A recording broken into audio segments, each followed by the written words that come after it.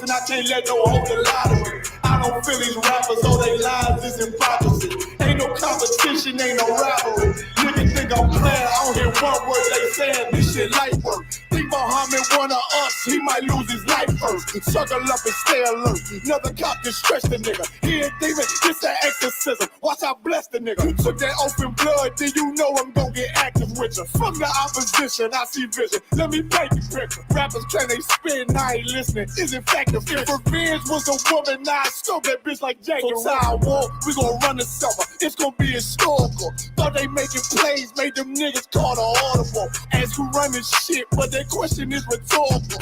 Bitch, I'm the one, me cookies with the oil. I'ma get them crackers, hell, should've never kidnapped my family. I can't do that. Bet I be the last nigga standing. Do a life sentence for my niggas, pray you understand me. I might put a switch on this Glock and call it young pay. How you real triggering on them dots? You a bird feeder, claiming he a demon. What's a demon to a cold leader? When he saying something, I ain't hear him. This shit light. It ain't about who got the gun, it's about who gon' up that fight first. I turn a bad situation to a game changer. Bring soldiers from the dead, just raised up the chain. Bring shots, I'ma look like Aaron Jones when I run it. Never bite the hand that's featured, you'll never get that hand back. He bitch about 10%, I don't wanna hear none of that. He dropping sword, fuck him, just make sure you get that cover back. Look around, he ain't with us, probably cause he never was. Now my chin like you with the angels for your brothers. Everybody wanna be Richard Porter, God kill him like Alpo. Play if he want, it's laying in the trunk like Lee Malvo. A certified woman's ass nigga, I am not a toy.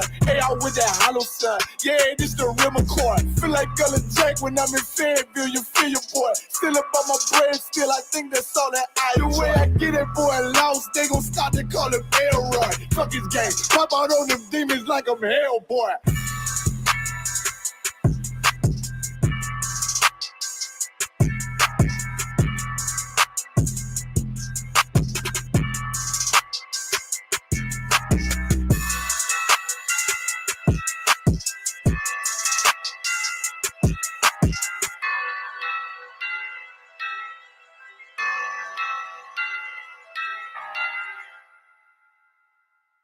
Practice, not a game, not the game that I go out there and die for and play every game like it's my last. Not the game.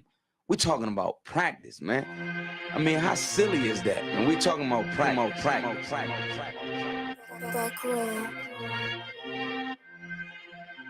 Best believe that I'm top 3. The only thing is I'm not 2 and I'm not 3. Put me anywhere other than one that is not me. It's beef, we shred a nigga block, that's chopped cheese. No peace, the butterfly sting him, that's Ali. You reach, I teach him with the handle, that's Kyrie. Machines you hook like a Roman, that's IV. You a sheep, I'ma go, it's a difference, so watch me. You weak, all hooks, no punches, so block these. They mock me, I just show them how it goes. Try to stomach this thug life. They brain got the nose, bandana on the grip. All heads coming out the foe. Connected from Cali to New York, niggas, so let it go. Made for this.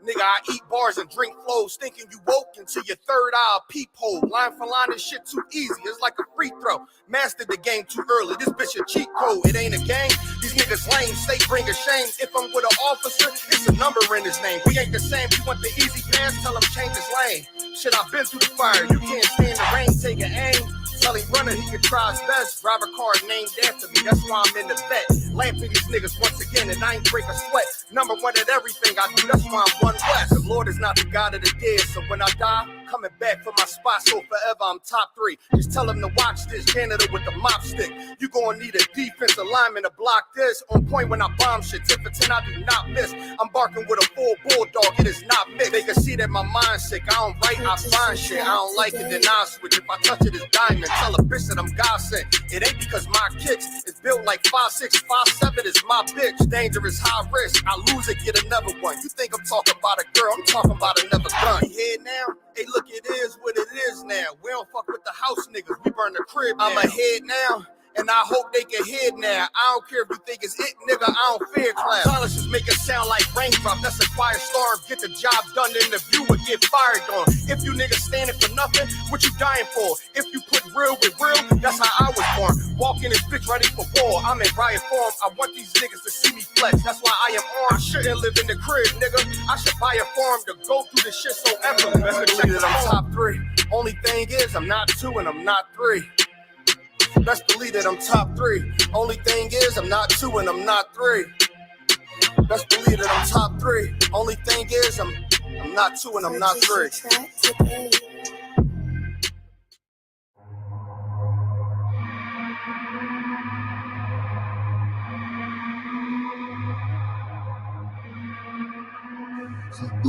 Bust the head. ODing on a beat, Narcan flow. We outside. We outside with it. That temperature's getting hot, we take it outside. You run your mouth up in the store, we take it outside. I got my killers with me, you won't make it outside. Outside, cause we outside. Before the COVID had the mask and we was outside. The Glock loaded, extra mag and it's outside. There's one west for that bag and we outside. We outside. I got the world in the palm of my hand. One west sleeve stretched, do it live on the gram. Had a whole world viewing. Click and subscribe. Had them niggas off the block, tell them shooters they want a job. I just put them on the payroll. When I get control them, I just mold them like they Play-Doh. Soldiers giving Halo, trying to get up at them pesos. 40 cows send you out of space, Jeff Bezos. And Jeff Bezos, leave you all boxed up. All cause my delivery, I be on that prime shit. Take you time to get with me. Got me like Vladimir, treat you like the Ukraine. Raid your little city, now you boating like Usain. Scope costs more than the rifle. I got new aim, fresh kick, spit with the blick. Not my shoe game. Used to have a dirty 30 tied to a shoestring. Now I got that Ruger 5 and 7. That's my boot thing. That temperature's getting hot, we take it outside. You run your mouth up in the store, we take it outside. I got my killers with me, you won't make it outside.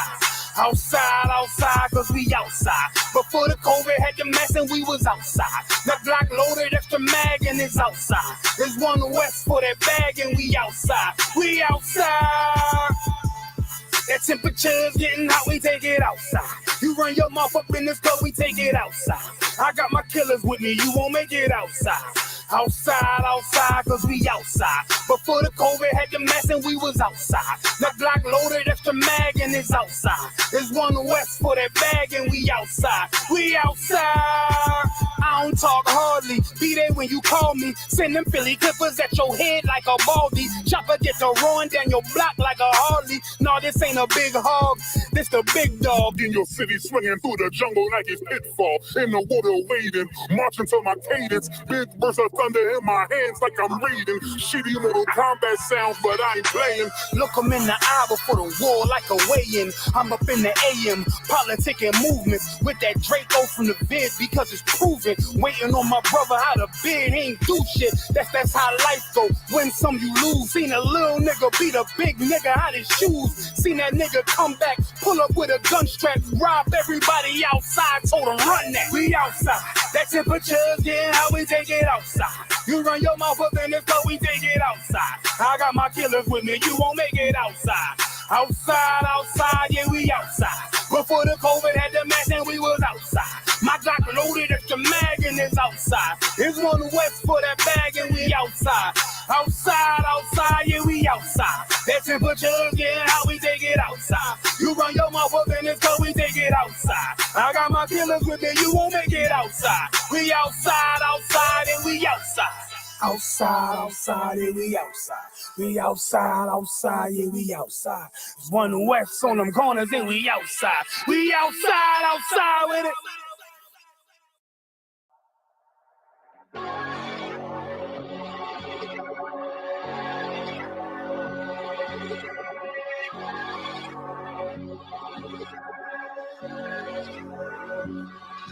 Don't let them take you out your spirit, gotta stay focused. Can't go back living how I was, cause it's repulsive. I don't ask for much, this all I ever wanted. And not killing, die behind it, you can quote me. Yeah, these hoes for the streets, they ain't holy. I ain't pulling up the spiritual when devils kiss your boots.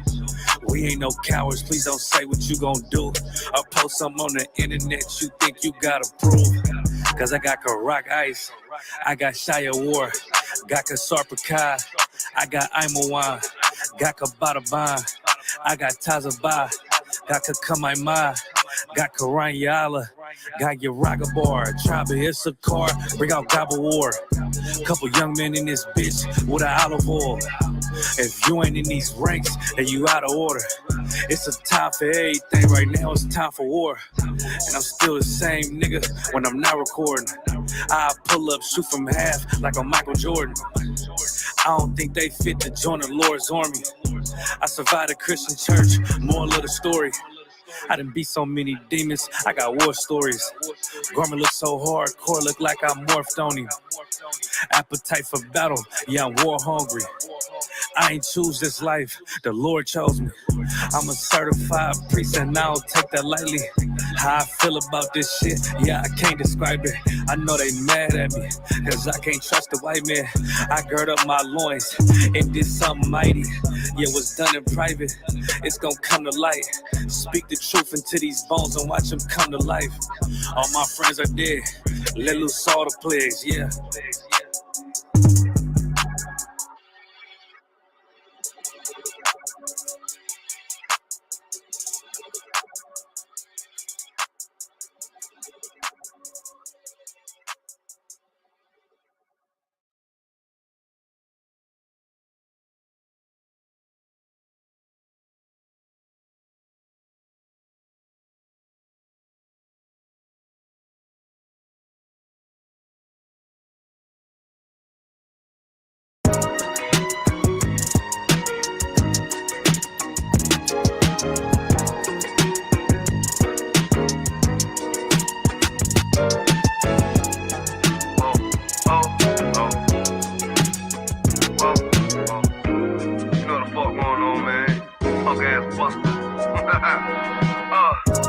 Call me Lisa too Jeezy. I made that shit look easy. How bitches come and they greet me, they teach me. Bitches ain't shit and they never will be. I still see hoes on my nuts, but they can't feel me. But really though, I'm in beast mode with the flow. And it's 10 in the morning, I get up and this you know that I look into the mirror through my eyes. I see my soul. I see a true ass priest, Prince of Israel. Yes, bro. I be freshen up, wash up, a true nigga. Throw on my goal, it should go, you know me, cuz. Slip out that door with my fourth dimension cologne. Shout out TLC, Israel, you know what we own. Then I call up, cut this up. Wasn't much, just refreshed with some young stars. Make some noise with this music, with some lost tribes. Yeah, nigga, yeah. Now I know that times may change, but bitch, I'm still the same. Yeah, and I know this a crazy ass game. They really ain't a thing. And they know that gun gon' bang. Ain't tryna die today. Whoa, and they know what we all gon' say. Bitch on UPK, hey bitch on UPK. I can't even think about you right now. Yeah, I'm chillin' with the homies and you know how I put down. I'm cool and I'm just sippin' while fucking with these little bitches. Ice up on my neck, got these hoes so consistent and so relentless that I just come back with stats in my backpack. I gotta make a track. Man, fuck what you're talking about, that bitch is a net. Now I don't smoke no crap, but show a nigga from the back. I just on the block, now these bitches won't come out. Me and Cud chillin', got Modelos in the south. Niggas be muggin', but our name ain't in their mouth. Cause they know how Prince Sharp put it down. Down, did it down. Hot in my coupe cruising around town. They all in the back on the ground. Glizzy on the mount. Bitches want water like I'm a fountain. They follow to the house. Well, shit, this ain't even my house. But, top ass bitches, they wanna lounge. Want me dog it out like a hound. But look what I found. You up, they all wanna come around. But when you're down, they just kick you on the ground. Lame ass nigga, he that bitch master. Lame ass buster, you fucking cracker. Judas ass boy, yeah, backstabber. Yeah.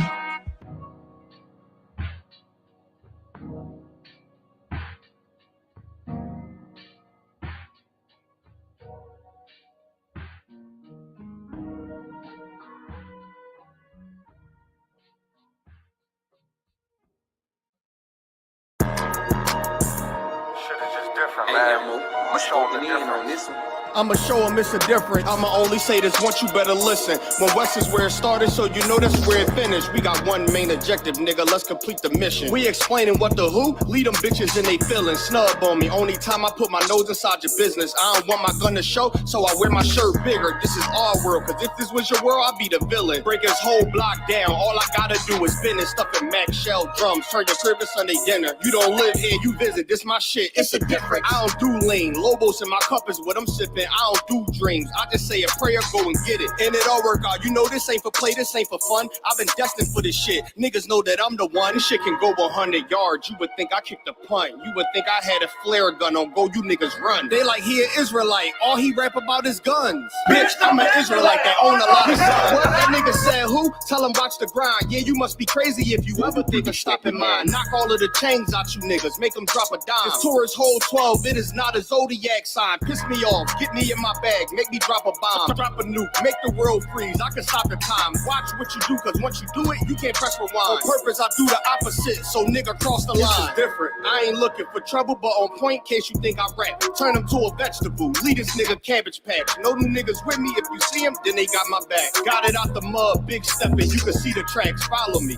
I can teach you something, have her see relax. If you gon' speak on anything, just make sure it's fact. It's a difference, we are not the same, help them notice that. Pay attention, watch how we move, we can know we can't. Hang around all real niggas, and we move as one. This ain't Fortnite, get into it, ain't no 1v1. The smoke I bring to you, you can't take it in with your lung. Life about warfare, we just make it look fun. She asked what kind of oil I got on, I told her give them some. When West the only real niggas left, you better get you one. Chicken shop, giving out wings if I pull a drum. It's a difference, you better watch your words before you eat your tongue. Scrape the whole plate, not a trace nor leave a crumb. Ice falling off the watching chain like it's freezer burn. Daring somebody to say my name, I would eat to him. Loyalty means everything, so I don't eat with them.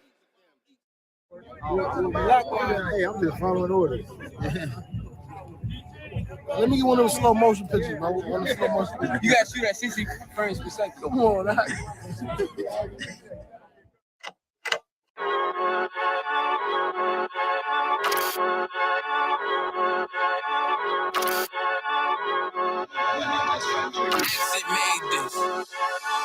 They say they wanna hear that raw shit.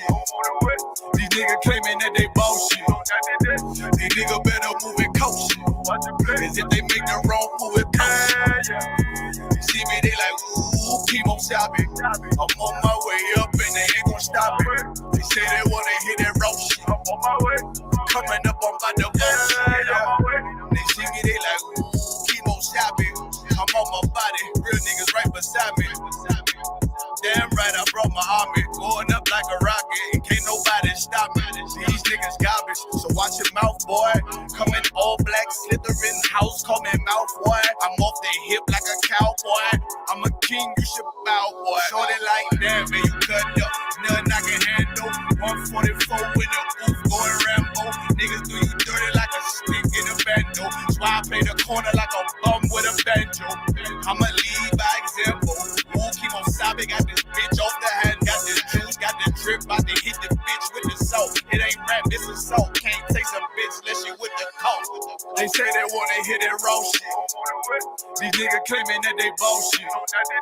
These niggas better move it cautious. Cause if they make the wrong move it cautious.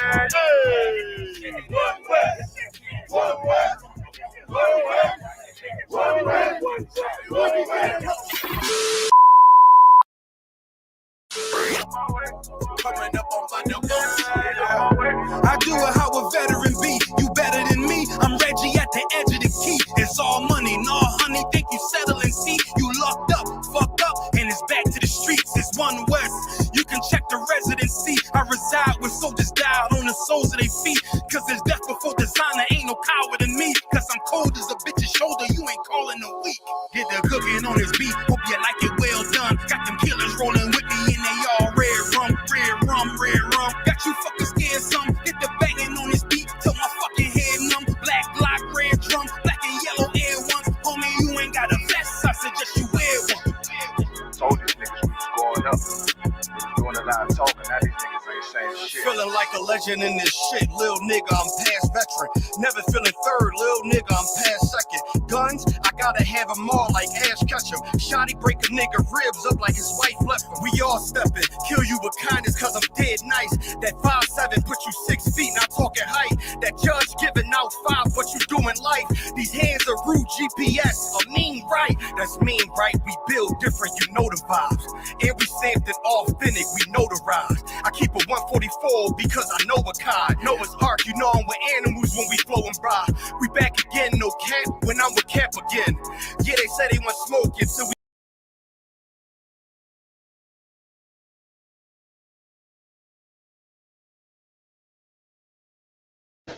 All right, doctor, my question. Get it on. I'll take your questions right now. We'll go over the Brittany Griner story, Breonna Taylor, the heat wave. Shalom, brother. Shalom. We'll go over, and of course, I'll answer all your questions, all right? Let's get it on. Asher, you up? Constant, I'm having a little technical difficulties right now. 1 second. Please.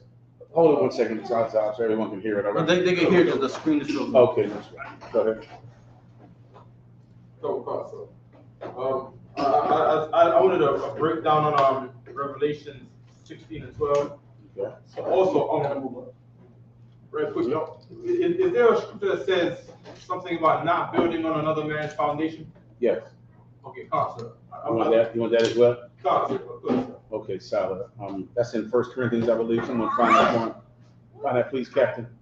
What was your first question again? It was a breakdown on Revelation 16 and 12. Sir. Okay, let's start with that first. Asher, we good or no? Yes, sir. Oh, I'm sorry, I forgot. Let's introduce the brothers watching online. You got him, Asher. We have Colleen, sir. Colleen, Texas. Give him a hand. Shout out Colleen, Texas. Go ahead. We have Chicago. Chicago, Chi-Town. Give him a hand. Come on. And we have Houston right now. Houston, Texas. Give them a hand, all right? No problem. Let's go. Next. I'm sorry, you up, right? Go ahead, read it, please. Revelation 16 and 12. And the sixth angel poured out his vial upon the great river Euphrates, and the water thereof was dried up, and the water thereof was dried up, that the way of the kings of the east might be prepared. Okay, hold on. Read one verse above it out. Verse 11, 16 and 11. And higher, yeah. And blaspheme the God of heaven because of their pains and their sores, and repented not of their deeds. Keep going. Verse 12, sir, again? Yeah, read the verse that you have the question about. Okay, sir. The question was in verse 12. And the sixth angel poured out his vial upon the great river Euphrates, and the water thereof was dried up, that the way of the kings of the east might be prepared. Keep going. Verse 13. And I saw 3 unclean spirits like frogs come out of the mouth of the dragon, and out of the mouth of the beast, and out of the mouth. Okay, the kings of the east. I cannot recall that. Maybe 70%, maybe, but I can't recall it enough. If you don't mind, just text it to me so I can ask Commander General Yohana. I'm assuming that's your question. That's your question. I was trying to find out what the part of the vial of the river is and the water that dried up. Yeah, that part. That part I can't recall the breakdown unless another officer does. I just can't remember it right now. But I'll just ask Commander General Yohana tonight or something, and he'll tell me. All right. Good. In the back. That foundation scripture is 1 Corinthians 3 and 11. The what? Okay. First Corinthians 3 and 11. Let's go there. 1 Corinthians 3 and 11.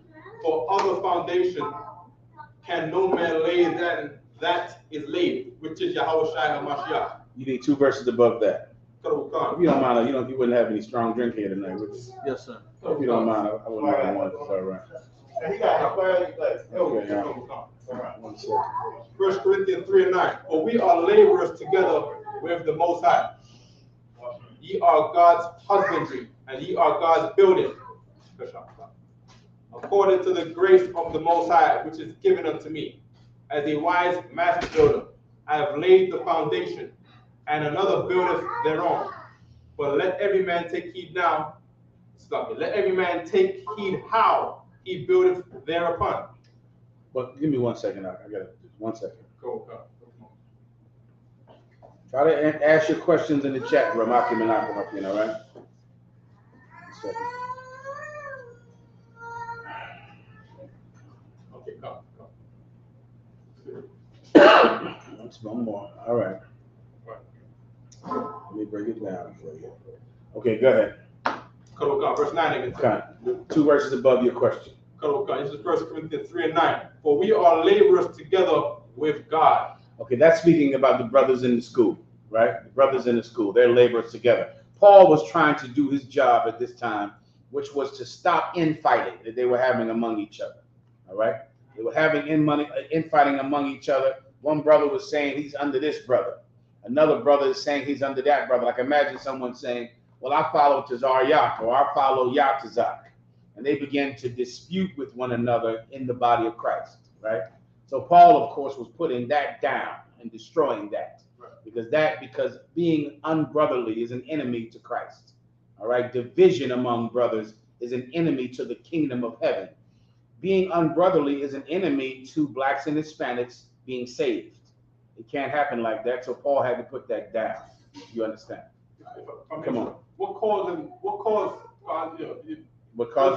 brothers who left the school a long time ago, right? When they was leaving the school, they was like, "Who you going with? Who you going with?" Of course, Corrado was telling me he was there, right? Yeah. And he was like, "Who you going with? You going with Marshall? You going with Ariel?" Something like that going on back in the day. Right. Is that like a similar same thing? It's exactly the same thing.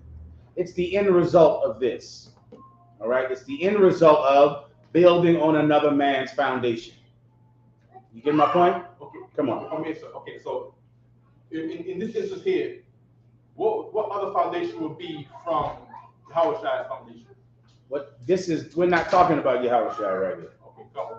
Yahweh Shire is not the person who is building or who his foundation it belongs to. It's not Yahweh Shire in this context. Oh, okay. That's not what Paul is speaking about. Right. Paul is speaking about him. You get my point? He built that place. That's right. He laid the foundation, and they're building on his foundation, but acting as if it's their foundation. Okay. Just like the IUIC. The IUIC started in the Israelite School of UPK, but then there came a time when that homosexual Nate said, well, you know, I know the truth. But yet he learned about being an Israelite from someone else. That's right. But when you begin to look at yourself like, no, God talks to me, God communicates with me, then now you can now be a champion of the Israelites, forgetting who taught you that you were an Israelite. That's right. You understand? That's the point of all of this. So this is like all them cats out there be like, oh, we're a group that started out of One West. Yeah. If you were a group that started out of One West, then you would be obeying One West now because that's your foundation. That's right. But instead, you decide to build on top of someone else's foundation. That's right. And that, of course, is against what Paul is saying, because we can't have the kingdom of heaven and be divided. You understand? You can't imagine a house you have one father, but then the eldest brother begins to say, no, I'm a man now. Everyone should listen to me. And then the eldest son says, no, I'm a man. Everyone should listen to me, forgetting that they're all someone's sons. That there's one father in that house. But when boys come of age, they begin to want to be daddy. You get the premise, right?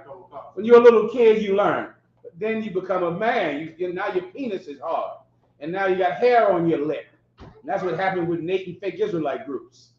They begin to grow up. They begin to get hair on their chin and begin to think that they can rebel against Commanding General Yana, because now they're grown up now. Now they decide they want to run things their own way. That's building on another man's foundation. You get my point? All right. If you need me to break it down, I'll just break it down in the Bible right here. Anything else? I think I understand now. You get it? No sweat. Next. So I have a question online. Mm-hmm. Someone wants to know, who is the devil according to Yahweh in Revelation chapter 2, verse 10? All right, go ahead. So I'm getting it for you right now. Do I have questions online? That is from online, sir. I'm sorry, in the room, brothers and sisters might raise their hand and have a question. Let's make sure we get those as well, all right? Awesome.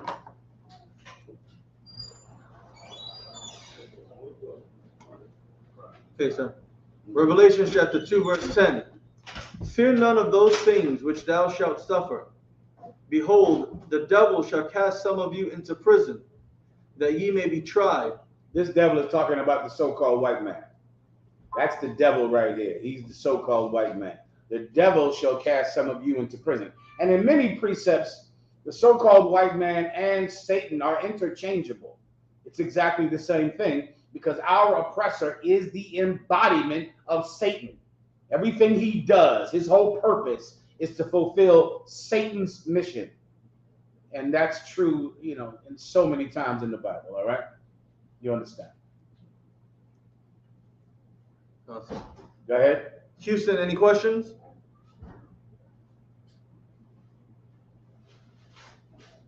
Hold on, I think Houston might have something. Houston, you're up. Con, can you hear me, sir? Hold on 1 second. Hold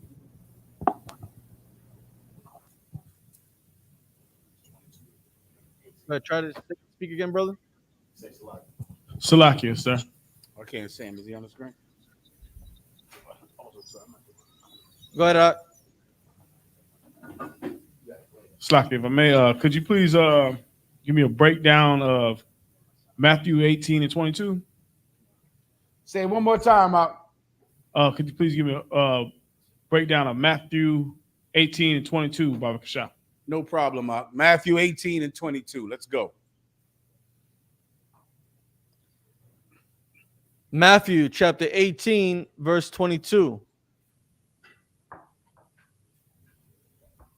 Yahushua said unto him, I say not unto thee until 7 times, but until 70 times 7.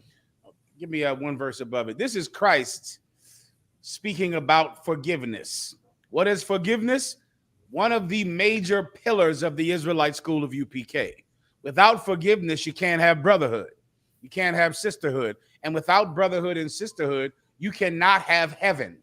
There is no heaven. You cannot achieve heaven without this concept, forgiveness. And forgiveness is anti-oppressor. White people don't believe in forgiveness. I'm trying not to use that term, all right? Oppressors don't believe in forgiveness. It goes against their core beliefs. They believe in revenge. That's what they believe in. They believe in never forgetting any murder, never forgetting one slight, one wrong, and paying everyone back for what they've done. That's why if you're a white man, and you have money, your son is going to kill you. That's but a guarantee. You do not get insurance and do not have inheritance money, because the minute that you make an heir, that person is going to kill you. Because white people don't believe in forgiving parents for things they did in the past. They don't believe in forgiving their brother. And because of that, they teach us the same thing, all right? So now I will explain forgiveness to you. Let's go. Read it. Concern. 2 verses above it. Matthew chapter 18, verse 20. For where 2 or 3 are gathered together in my name, there I am in the midst of them. This is Christ preparing to leave. And he's telling his disciples, man, even though I'm not there in body, I'll be there in spirit. Because where 2 or more of you are gathered together, I'm there with you. Remember that. I'm there with you. That's what Paul was talking about in the precept of Hazar. There is no other foundation other than Christ. That is the foundation that Paul laid. Paul laid the foundation of Christ with those men. That's what he was teaching them. That's what he built that school on. Paul's foundation was Christ.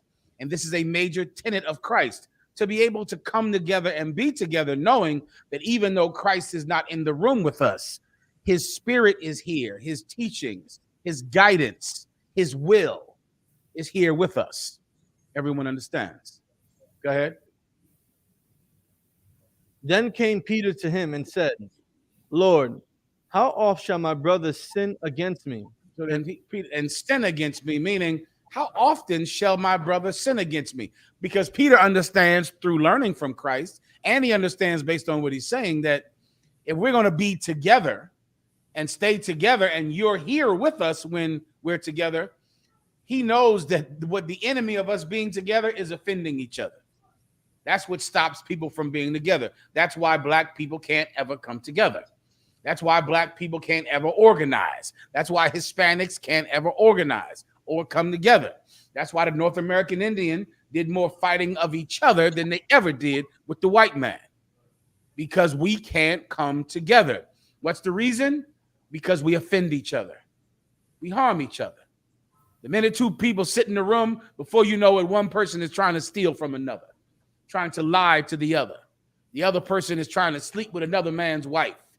The other person is gossiping about the other person in the room with you.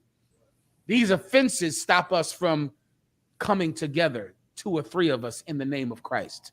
These offenses. Peter is saying, how often shall my brother come against me? Meaning, how often will he sin against me and me not kill him for it? Me not justifiably harm him because he wronged me. How often shall that happen?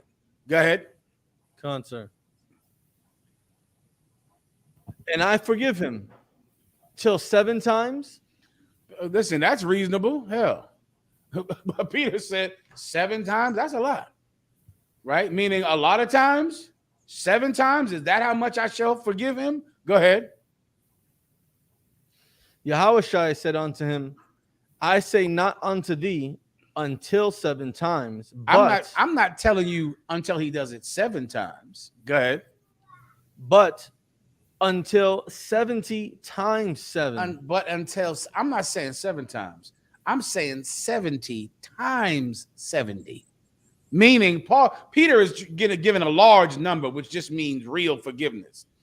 Christ is coming back to overemphasize it, to make it even more. Peter already made it extreme by saying 7 times. But Christ is coming to even increase how extreme you must forgive your brother. 70 times 70. That's how important it is. Because Christ understood the kingdom of heaven. Now, we cannot be a nation if we hate each other. So what do? You're going to have a system of justice, a system of forgiveness, which is what, in essence, a real justice system is. Someone steals your car, they go and pay back restitution and go do 2 years in jail. When they come out of jail, what do they say about that man? He has paid his debt to society. So when he's paid his debt to society, what can he do now? He can come back and be a productive member of society, because no one has to hate him. No one has to be angry at him because he's paid his debt. You can forgive him now. He can come back and he can be forgiven. And in the truth, you have to have that. You have to have a way for people to put the past behind them, to put it away. And that's what Christ is trying to emphasize right here. You're going to have to forgive how many times? 70 times 70. There can't be a time where you say, nah, because of that, I'll never be around him again. I'll never be in the room with him again. He'll never be one of my 2 or 3 that is in the room and Christ is there in the midst. No, that can't happen. You're going to have to find a way to be with him again. And of course, Christ gave us a system of justice with the 2 or 3 witnesses and taking him to counsel so that you can be a productive member of society in the UPK, even after you've sinned. All right? 7 times 70, you got to forgive your brother. So remember that. What's your rank, young warrior? Young man, sir. Young man, remember that, because you're a young man in the truth.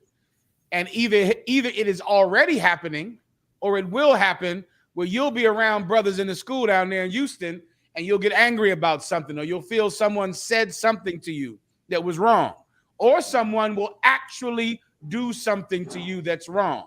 That is going to happen if it isn't happening right now. All right. And when it happens, don't ever think that gives you license to not come into the room with him and be 2 or 3 where Christ is there in the midst with him.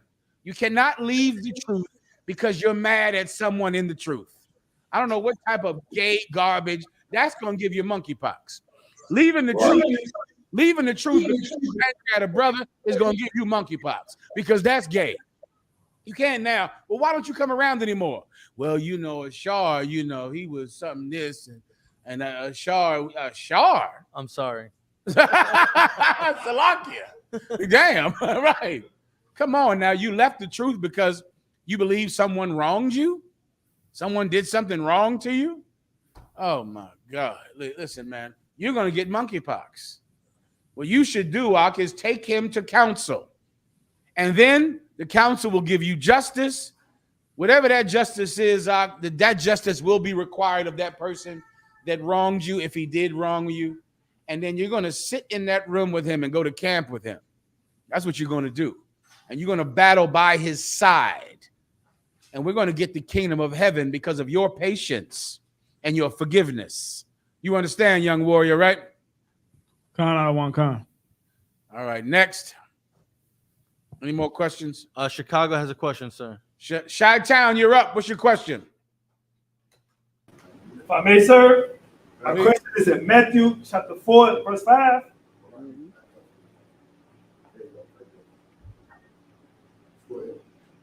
Okay, my question is how did Satan take Yahushua up to the pinnacle of the temple? Down here in New York. I don't know how you get these ice cubes. These brothers in Harlem got ice cubes, look like a Rubik's Cube. Ooh, and they make tonic so cold. Somehow it's colder. It makes the scotch better. My apologies, Art. What was your question? Go ahead. My question is, sir, is it Matthew chapter 4, verse 5? Matthew 4 and 5? Con. All right, go ahead. How did Satan take Yahushua up to the pinnacle of the temple? Because you know Esau's world, he would tell you that the devil got him by the hands. It's not. I can't see you. Can you duck down a little bit? Con, sir. Duck down. Sir, it's a 10-second delay. There. Sorry. Go ahead, warrior. Give him a hand. There we go. All right. Well, go ahead. What was your question? My question is in Matthew chapter 4, verse 5. How did the devil take Yahushua up to the pinnacle of the temple? Did he walk him, or did he use some type of transportation like a horse? Okay, it was in the spirit. Oh, con. Like a vision. Do you understand? Con. So he didn't physically take him like flying to the sky, but it happened in a vision. Con. Spiritually, okay? Con. Throw sir. No sweat out. Asher? Con, sir. We have a question online. Mm-hmm. Could you break down 1 Samuel chapter 19, verse 20 to 24? Solid. Go ahead. 1 Samuel chapter 19, verse 20 to 24. Mm-hmm. Ready, sir? You got it.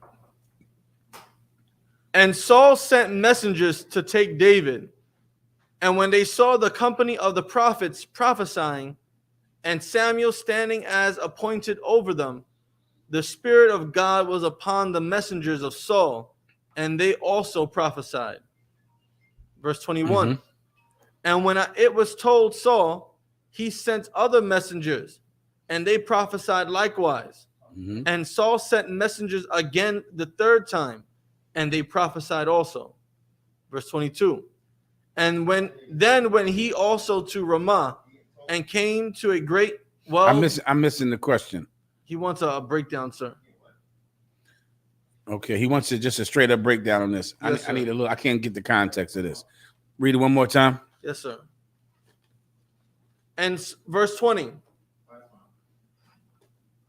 And Saul sent messengers. I'm gonna start 2 verses up, sir. 1 Samuel chapter 19, verse 18. It says, so David fled and escaped and came to Samuel to Ramah and told him all that Saul had done to him. And he and Samuel went and dwelt in Naioth. Mm-hmm. Go ahead. Verse 19. And it was told Saul, saying, behold, David is at Naioth in Ramah. Verse 20. And Saul sent messengers to take David. Everybody gets it. This is at the time when King Saul is hunting for David to kill David unrightfully.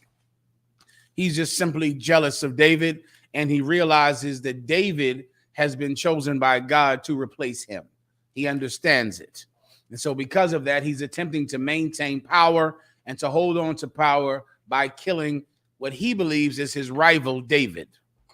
Everyone understands. Yes, sir. All right. So he heard David was here. So because of that, he went to send people to kill David. Go ahead. Concern.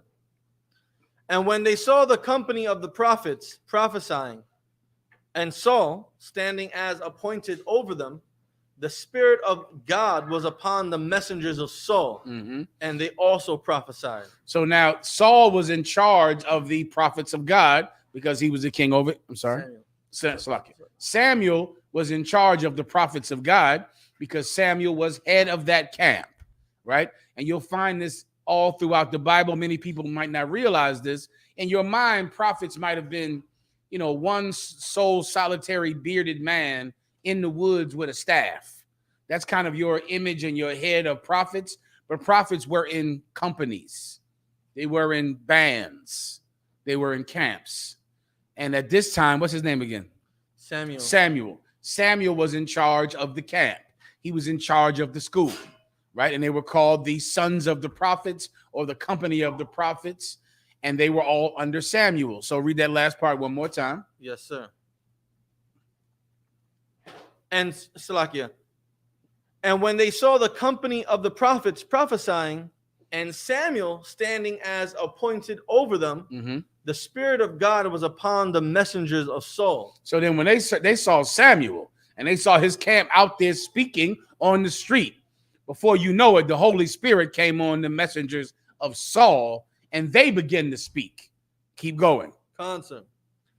And they also prophesied. And they also prophesied, which means speak. Keep on. Come on, keep going. Verse 21. And when it was told to Saul, Salakia, and when it was told Saul, he sent other messengers, and they prophesied likewise. Same thing happened. When they saw Samuel and his camp out speaking, then he sent more messengers, and the same thing happened. They began to prophesy and speak. Keep going. And Saul sent messengers again the third time, and they prophesied also. And it happened another time. Keep going. Verse 22. Then went he also to Ramah, and came to a great well that is in Sechu. Are we getting to where the question is? It's from 20 to 24 that he wants to break down. All right, go ahead. And he asked and said, where are Samuel and David? And one read the said, part right before that. Second, sir. And when you said something right before that. Read that again. And he asked and said, where are, Salakia, verse 22. Then went he also to Ramah. Who's the he? It's Saul. Saul, go ahead. Then went he also to Ramah and came to a great well that is in Sechu. And he asked and said, where are Samuel and David? So now after all of this happened, then finally Saul came down and he's looking for Samuel and David. Saul himself. Go ahead. And one said, behold, they be at Naioth in Ramah. Verse 23. And he went thither to Naioth and Ramah, and the Spirit of God was upon him also. And so the Spirit of God came on Saul. Keep going. And he went on and prophesied. And then Saul began to speak. Keep going. Until he came to Naioth and Ramah. Keep going. Verse 24, last verse. And he stripped off his clothes also, and prophesied before Samuel in like manner. So then Saul, being the king of Israel, stripped off all of those, kingly garments that were expensive and amazing. He took them off and got down to earth with the rest of the brothers, man. And he began to speak. Keep going. And prophesied before Samuel in like manner. Go ahead. And laid down naked all that day and all that night. Wherefore they say, is Saul also among the prophets? Okay, now I understand your question. Naked in the Bible is not naked today. It's not the same thing, all right? Naked, come on. He was just exposed, like ashamed. Yeah, that's all. Naked in the Bible is like shame. It's like you don't look like you're a king today. You look like an average, everyday person. You're naked. You're humbled. Humbled is what naked means in the Bible. Naked in most every context, when you read about it in the scriptures, is like a state of mind. It's how you behave. It's humble.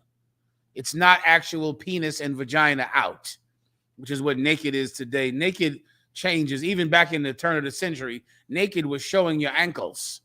If you went to the beach and your ankles were out, go look at a picture of people at the beach in Atlantic City in the 1800s. You'll think they're going to work on Sunday or going to Sunday church because they couldn't be naked at the beach.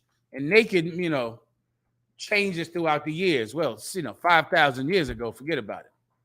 When Saul took off his crown and robes and jewels, he was naked because he wasn't dressed like a king anymore. He was dressed like one of the prophets. He was dressed like a brother down to earth in the streets dealing with the people. That was naked. But it is not the naked that we talk about today, all right? So don't strip off all your clothes and lay naked outside. Why am I saying this? Because I remember people doing this. Look at them right there. Make that one large right here. Look at that. Look. Make it large. The big one, the one in the black. It's like it's not going to get larger. Right. You get the point. Okay, so where we at now? Done. Next. Go ahead. I got a question about similar thing, right? The part where it says, where the Lord said He's going to take away the posterity of Ahab in 1 Kings 21:21. And it says, behold, I will bring evil upon thee, and will take away thy posterity, and will cut off from Ahab him that pisseth against the wall, and him that is shut up and left in Israel. So when I looked at the word posterity, it says like his descendants. Right. So does it just means that he's not going to have no kids? Well, if he kills all the men, there can't be any kids. Right. If you would have died years ago, your sons would have never been born. That's what he means. If you kill the men, then of course the nation is gone because the seed is inside those men. So it's like a way of saying, I'm gonna kill all the men, and then they're gonna be wiped out because the men are gone. So that people can't be around anymore. The way to wipe out the Johnsons is to go find John. You go kill John, there are no John sons. You understand the point? That's what he's trying to say. Good to go? Next. Colleen has a question, sir. You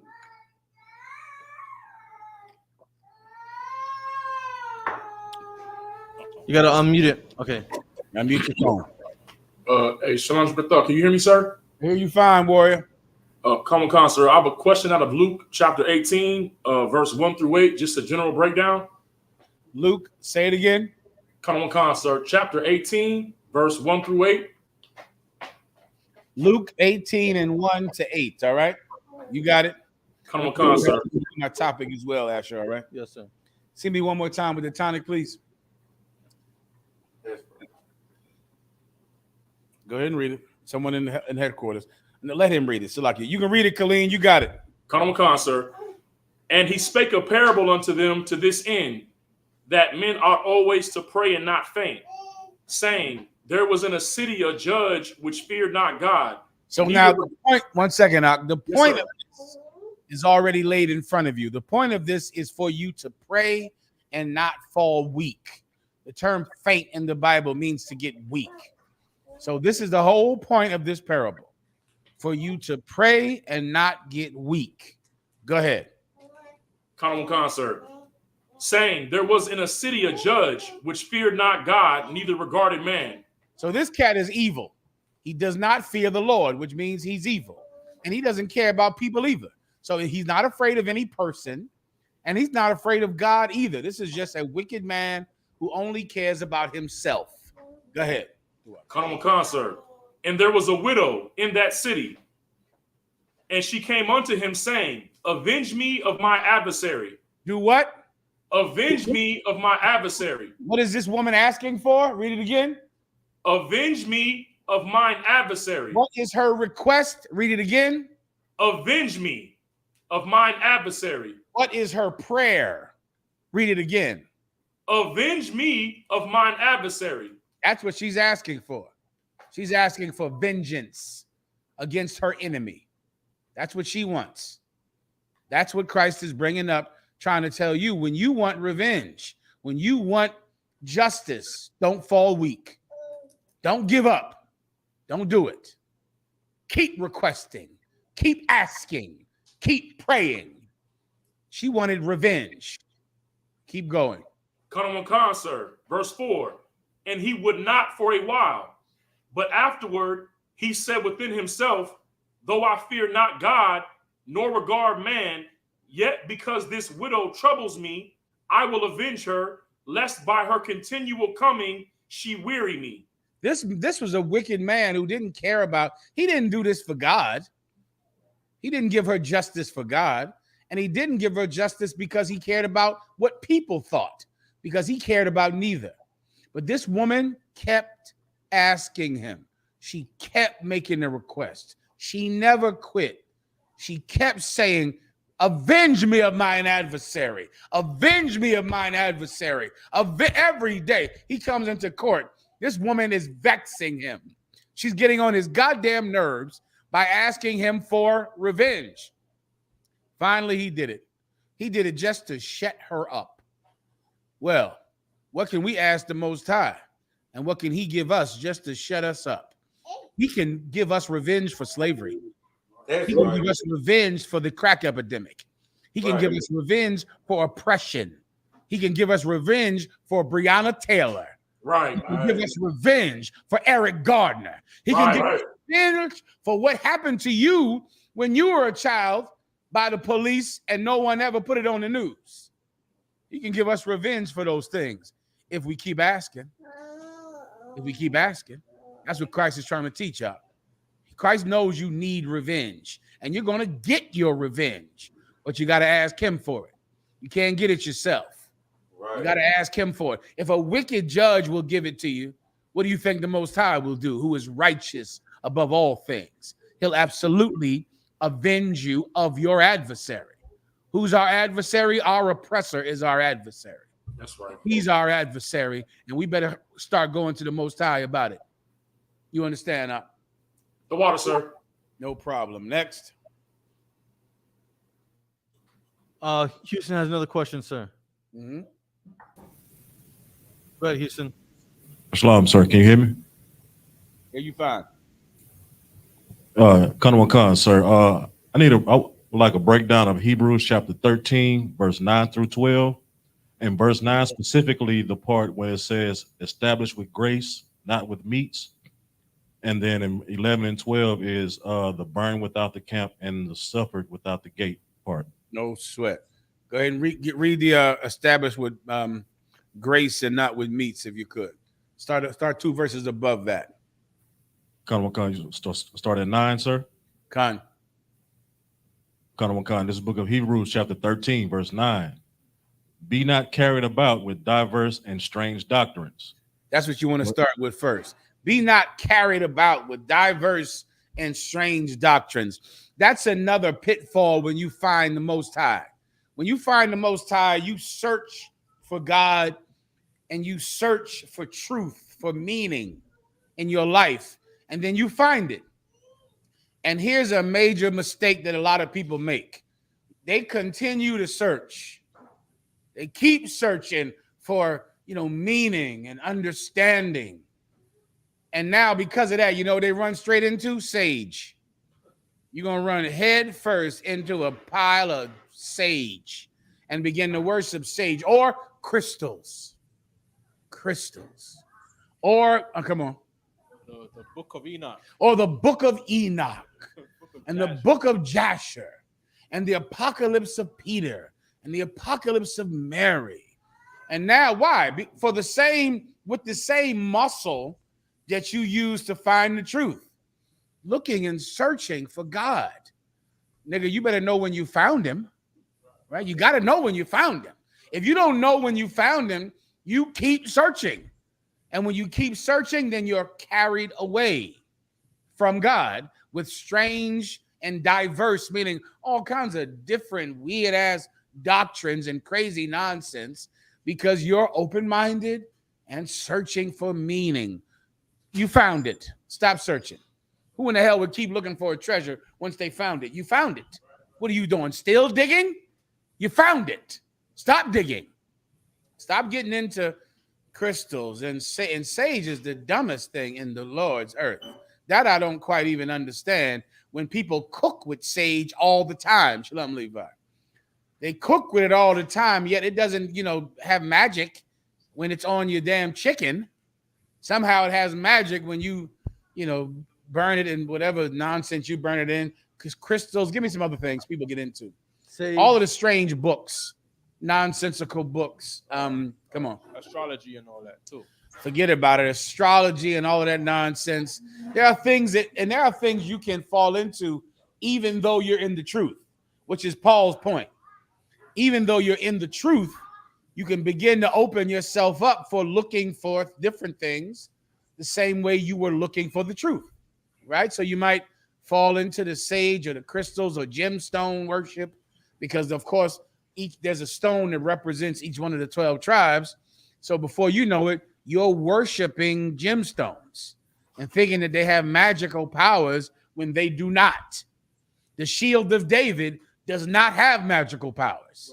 There is no magic to a shield of David at all. But because you're in the truth, you can begin to worship. See, this represents a man. This is the head. These are the two arms. These are the legs. What is this right here? That's his penis. This is an actual belief system I just described just now. Asher can go find that for you. Here's the head. Here's the two arms. Here's the legs. And this is the pineal gland from which all of the seed floweth from the, and these are the chakras. These all represent different chakras all around here. You'll make a whole religion about the shield of David that has no religious meaning at all. All right. It's the symbol of a king. Done. It doesn't have magic. It just means you represent that king. Just like a policeman's badge. A policeman's badge doesn't have any magic, but it does mean he is an authority in the city. And that's what the shield of David is. It means you're an authority. Everybody understands. Where are we at next? Counselor, Memphis has a question, sir. Go ahead. See me one more time, please, Korayala. Memphis, you're up. It's not you, sir. We hear you. I want to finish the description and the question, sir. Oh, I'm sorry, Salakia.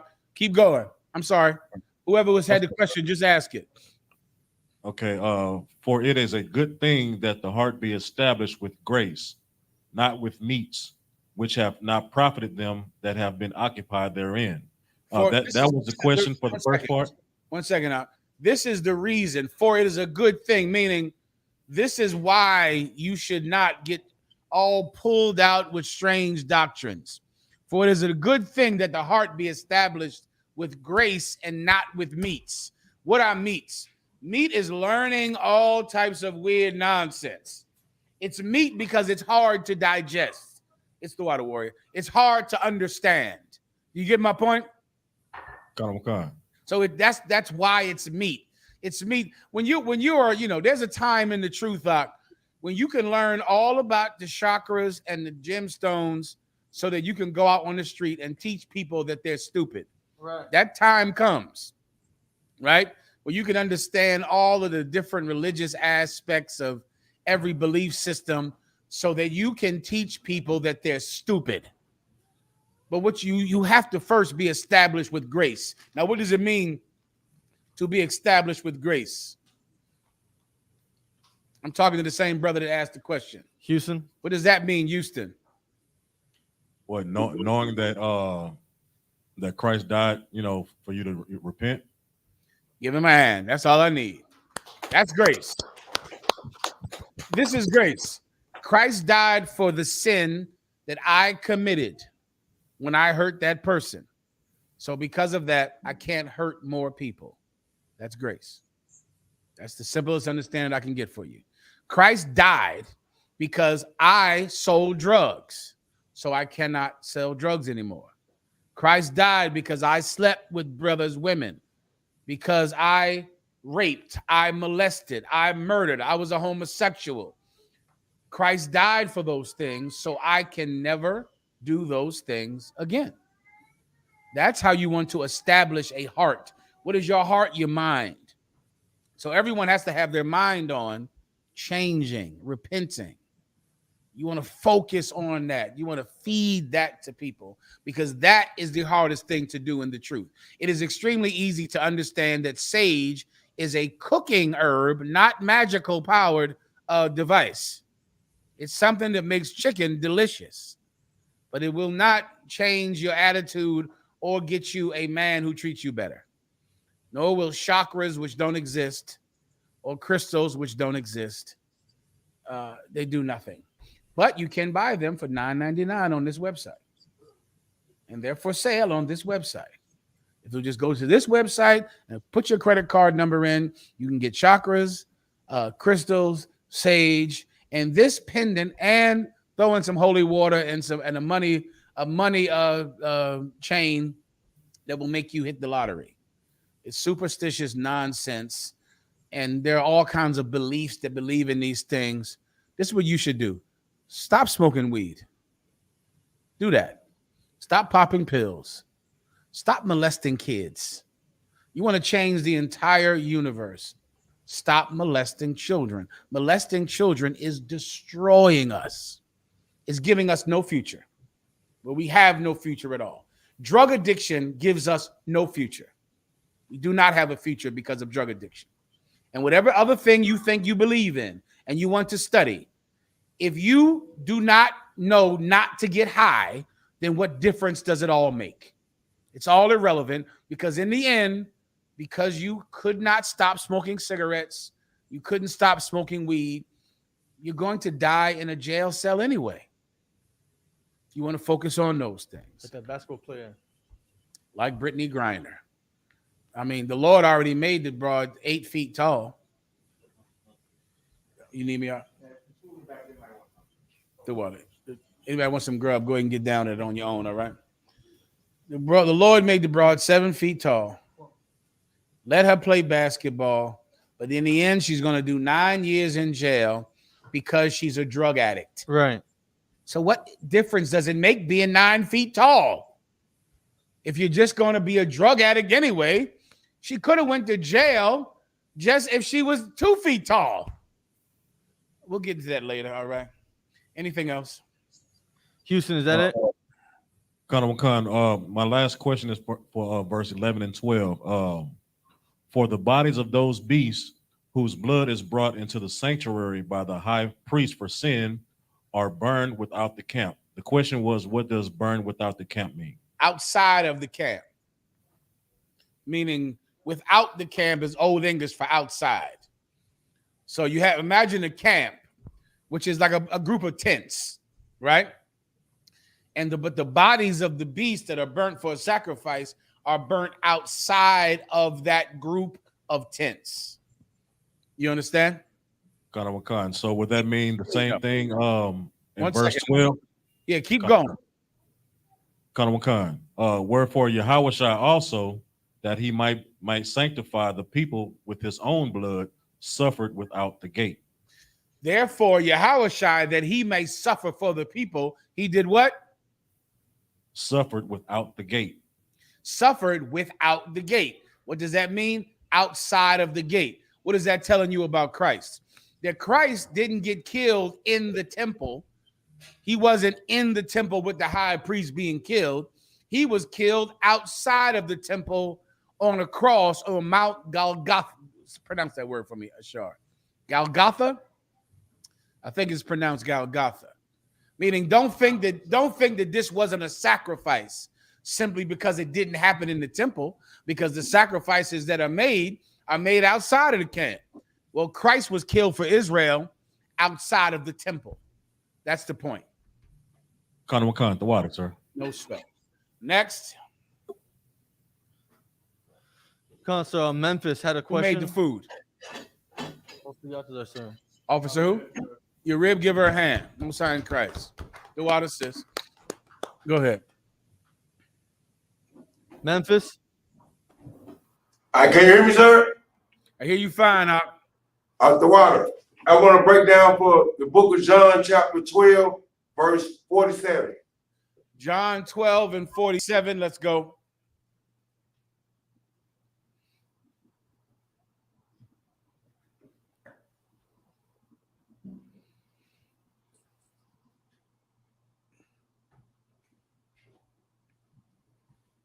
Want me to read it, sir? Please. Come on.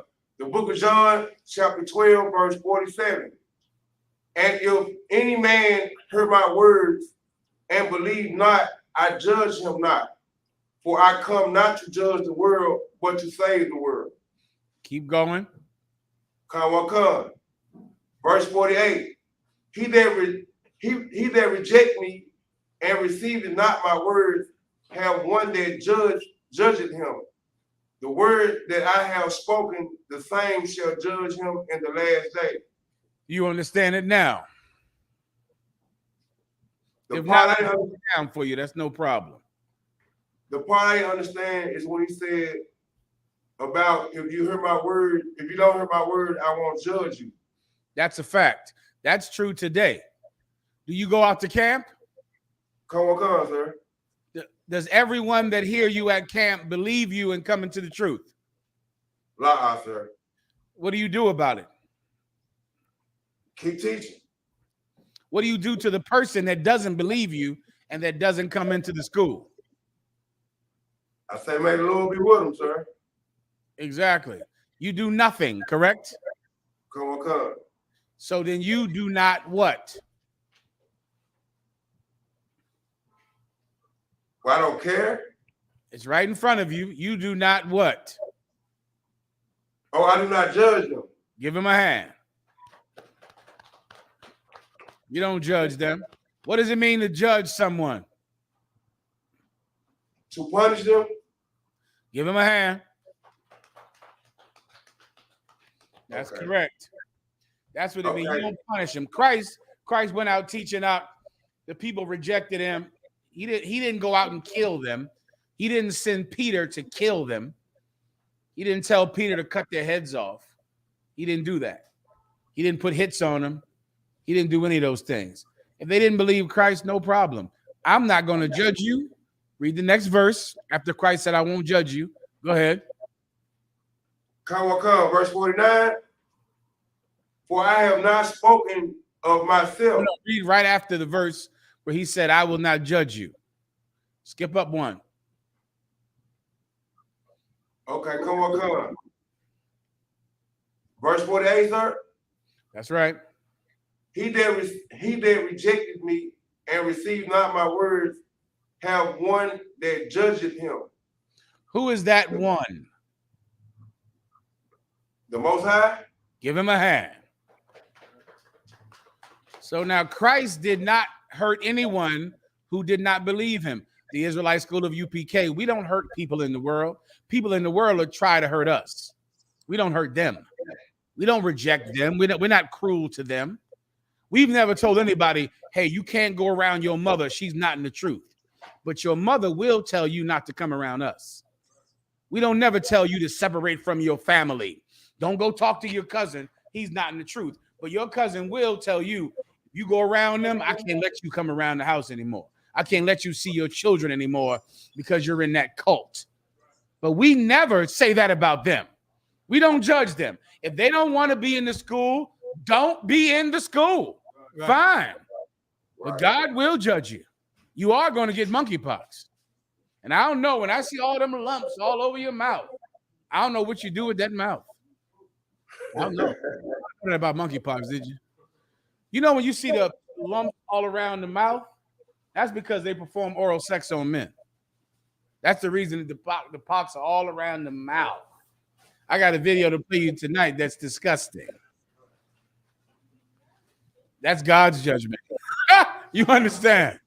He'll judge you. We're not giving you monkeypox. We're not going to make you die. You're not getting shot in a bar because of us, but you are going to get shot in a bar. You're getting shot at the gas station. It won't be from us, but you are going to get shot at the gas station. That's going to happen. The boyfriend of your baby's mama or your baby's mother's father is going to shoot you.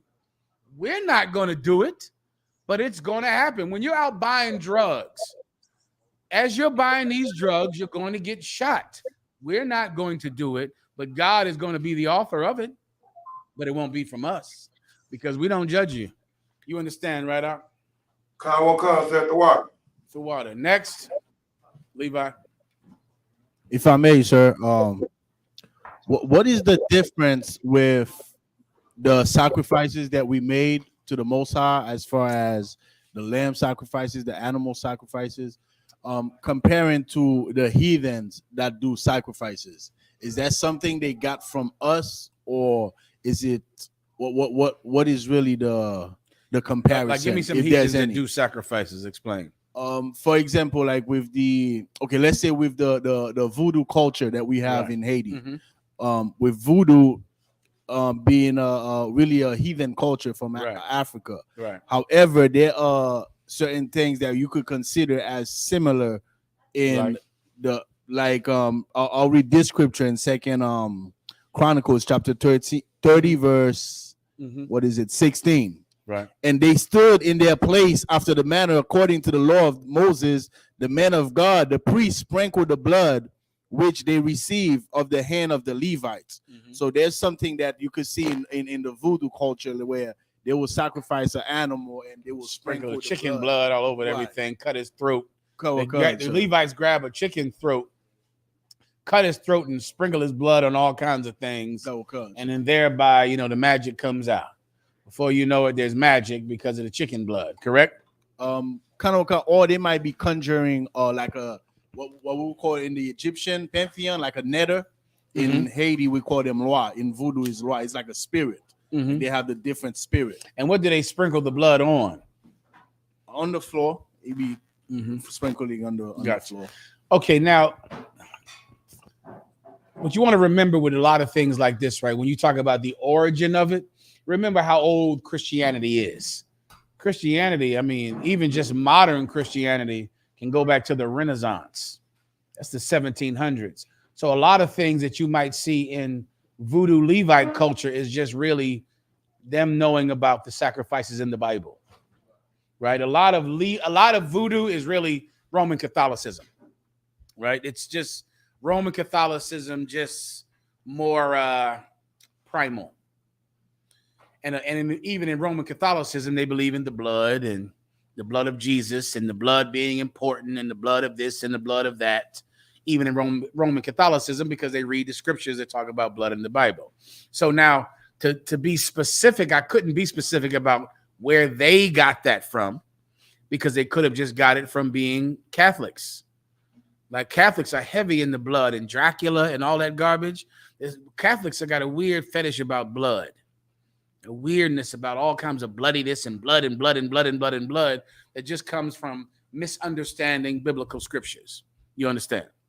Now, okay, could you go back farther than that? Absolutely. Why? Because the sacrifices have been going on since who? Adam, right? Adam had sacrificed a righteous sacrifice to God, which was a animal sacrifice, and Cain sacrificed wheat, which was not an honorable sacrifice. So all of Adam's children would know about sacrifice because it goes back that far. Abel, sir. Salaki. Salaki one more time. Abel, sir. Thank you. Boom. I'm Salaki. My apologies. Abel. So where did they get it from? Could it be that old? It doesn't have to be. It could be as old as reading the Bible when you're in jail. You get my point? Come. It could be just that simple. You read the Bible about blood and the sacrifices, and now you start killing chickens. Why a chicken? Who knows? Who can guess why a chicken? Because that's dinner. That's why it's a chicken. It's always some common everyday thing.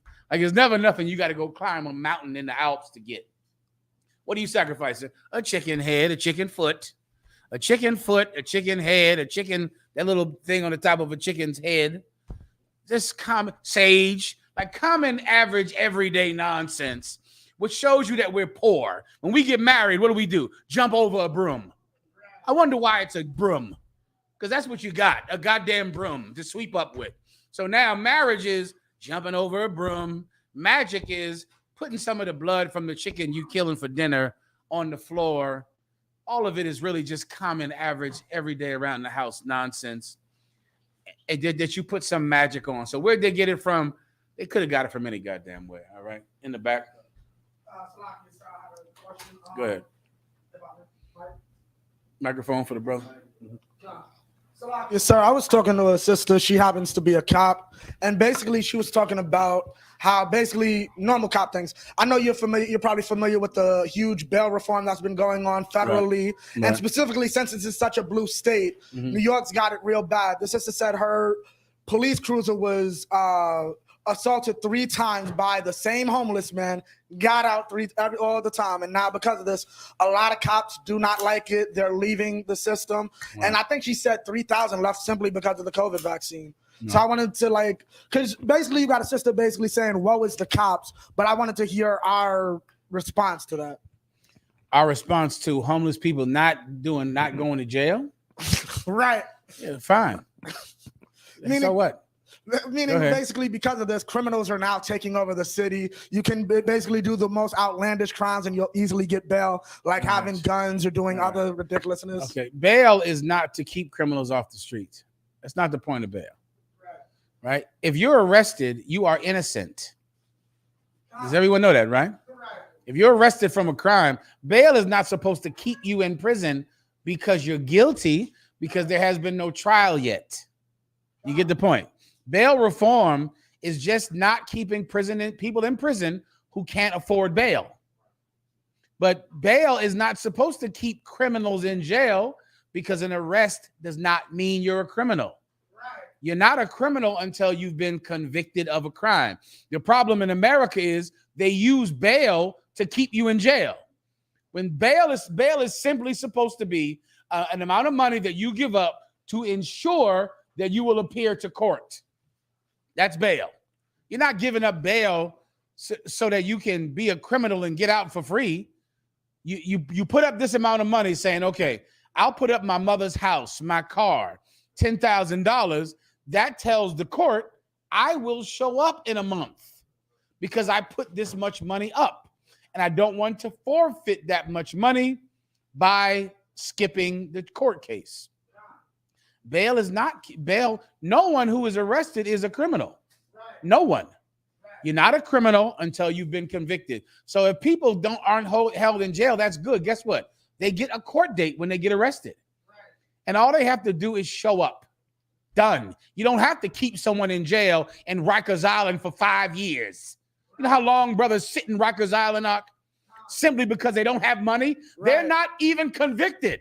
Can you imagine getting arrested out for a crime that when convicted, you'd get 5 years, and you do 5 years before the trial. Right. Before the trial, you do 5 years sitting in Rikers Island waiting for the trial. By the time of the trial, they say time served. Right. Time served. Because you already did the goddamn time. When this is not, people arrested are not criminals.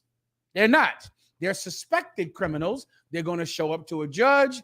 The judge will decide if they're criminals. Oh, what do you know? There's too many people getting arrested because we arrest everybody for everything. So because of that, we can't see this trial will get postponed. You've been in jail 2 years without seeing a judge. Right? In another country, that would be like destroying habeas corpus, meaning you're not allowed to even be presented in front of a judge. It would be called, inhumane to not see a judge for 2 years, and you're just suspected of what? A homeless person suspected of what? Sleeping outside, being poor? No, I'm not. Give me one more of those. I appreciate you. Everybody get the point, all right? Everybody gets the point, right? Tawada next. Constance, I have another question online. Open up the goddamn jails. Open them up. Let them all out. What in the hell is the difference? And let me tell you, young brothers and sisters, something that people my age will always lie to you about. Times now are not worse than they've been before. This is not the worst time ever, even in my life. I mean, all that talk, the crime. What is the difference? What's happening now that hasn't always happened? Everything is the same. During the 80s, my God, times now are better. Yeah, the times right now are better than it ever was. It is not this street right here. If you would have seen this street in 1985, you wouldn't have came out here to save your goddamn life right in front of this door. You would not have came out here. I saw a speech by Elijah Muhammad. Elijah Muhammad, I wish I could find this, Ashley. You might be able to find it. When he was talking about Malcolm X And he said, Malcolm X is brave. He's so brave. He goes to places nobody will go to. He went to Harlem. And he went to Harlem, and that's a city nobody would go to. Now, he's from Chicago, living in Chicago. No one in Chicago would go to Harlem in 1965, 63. You wouldn't come down here for anything at all because you was sure to be mugged. How many people got mugged tonight here on the train? Come here on the train. Brother, it was a virtual impossibility to not have been mugged in New York. It was an impossibility. Everybody here got mugged. Being mugged was just part of being from New York. Have you been mugged? Sure, I've been mugged. I'm from New York. Yeah, I've been mugged. Yeah, why not? People get mugged here. It just comes with getting on the guy. Hold your point. It just comes with getting on the damn train. So don't listen to people in their 40s and 50s about all this nonsense. That's their way of saying we want the cops to be crueler. Right? They want the cops to beat you more and hurt you more. If you get arrested and you get a citation and you show up to court, why do you need to be in jail until the court hearing? You know how many people like murder 3 people and are white and go home? They don't go to prison, they go home. They pay the $1 million bail and they go home. And they are accused of murder. But they can pay the $1 million. So they go home, and in 1 month, they come back to the trial, and they got a lawyer that you'll never be able to afford, and that lawyer will get them off, and your lawyer will get you a deal to go to jail. Moving on. Next topic. Next. Concert, I have a question online. A brother would like a general breakdown on 1 Corinthians chapter 1, verse 7. You got it.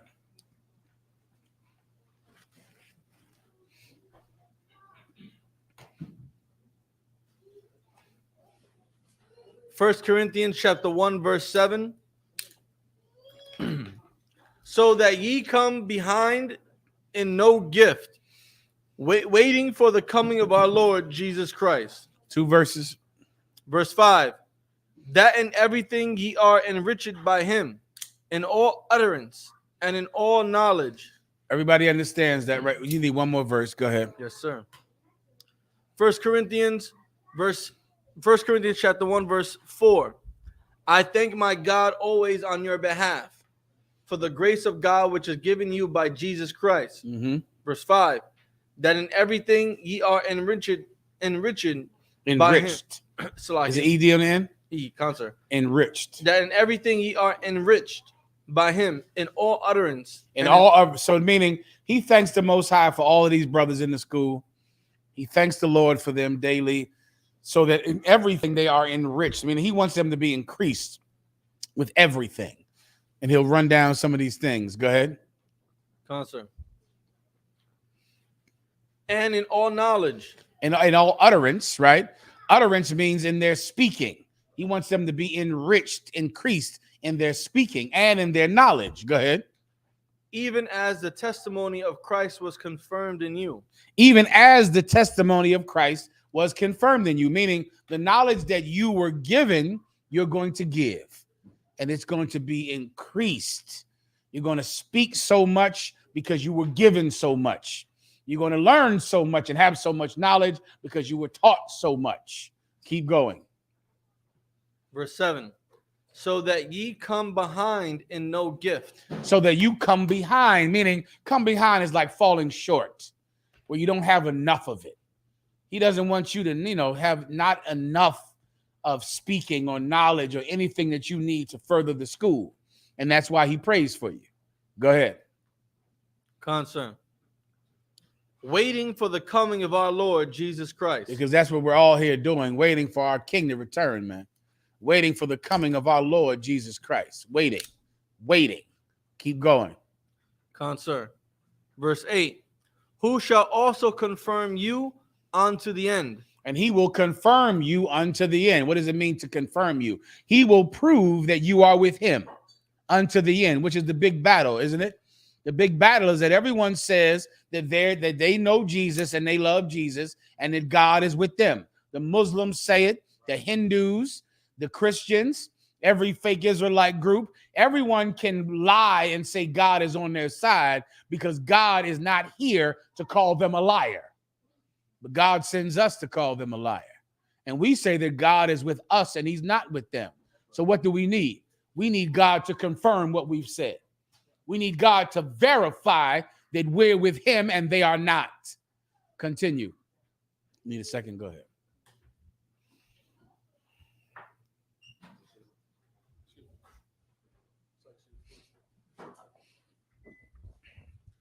You got it. Whenever you're ready. Concert.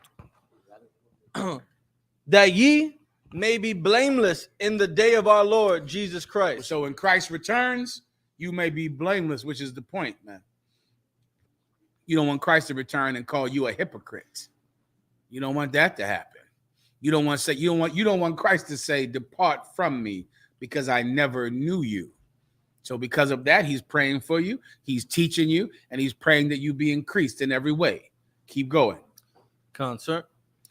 Verse 9. Let me know when we're done with the question. That 7 was the question, sir. Done. Next. So it's 8:26 right now. All right, a few more. Go ahead. Go in the back about you. Mm-hmm. I asked this to Captain Zaryak last week. He wanted me to get it from you. No sweat. It's about judges, a concubine. Go ahead. The sister. Okay, you're familiar with the brother, the Levite brother. His wife was a whore, and then she got raped and all that. Right. Mm-hmm. It states that she's called a concubine, but he goes to visit her at her father's house. Mm-hmm. So, because the way I remember it, a concubine is a woman without a father. So I wanted to get an understanding of. Not to be exact. Okay, kind of. Not to be exact with a father house. A concubine is a woman. In the context of Deuteronomy, you remember Deuteronomy where it talks about the whole war and the killing and all that, right? God. A woman who had no father would be a concubine because she's of low class, right? But there is a woman that has no father who is not of low class. Let's say her father dies, but she's from a rich family, and now her grandfather is King so-and-so, and now she's not a concubine. To be exact, having no father and you losing your father in a war, which is the whole context of Deuteronomy. Meaning there's a war, you win the war, you find someone among the rubble, and you want to marry her, so you cut her fingers off. I mean, Salakia. You cut her fingernails off because her fingernails are dirty with soot and mud from the war. You cut her hair because her hair is matted with blood. You take off her clothing because her clothing is dirty from the war. That's a concubine because she lost the war. Her side lost the civil war that we were fighting. You get the point about you.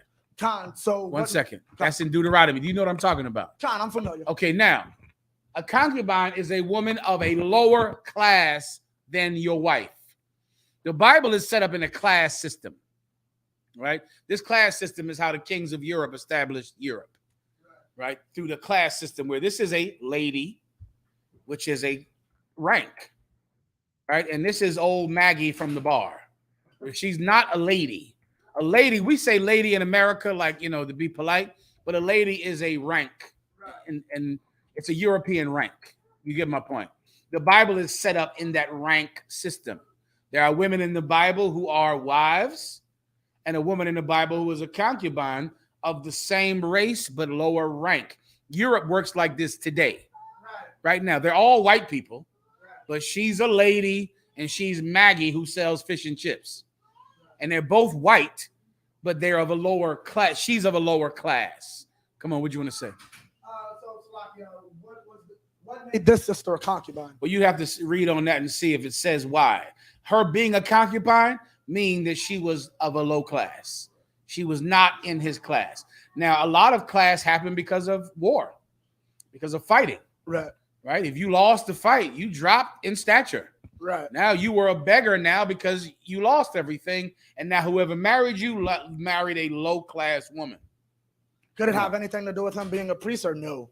A priest would not make you a concubine. It would not put you in a low class at all. It would put you in the top class. Okay, like Mary was in a class above Joseph.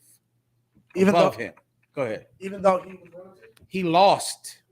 That's what I just broke down. Count. Joseph was a carpenter from Nazareth. Right. He lost. So he lost all of his stature, and his house was bereaved of lordship.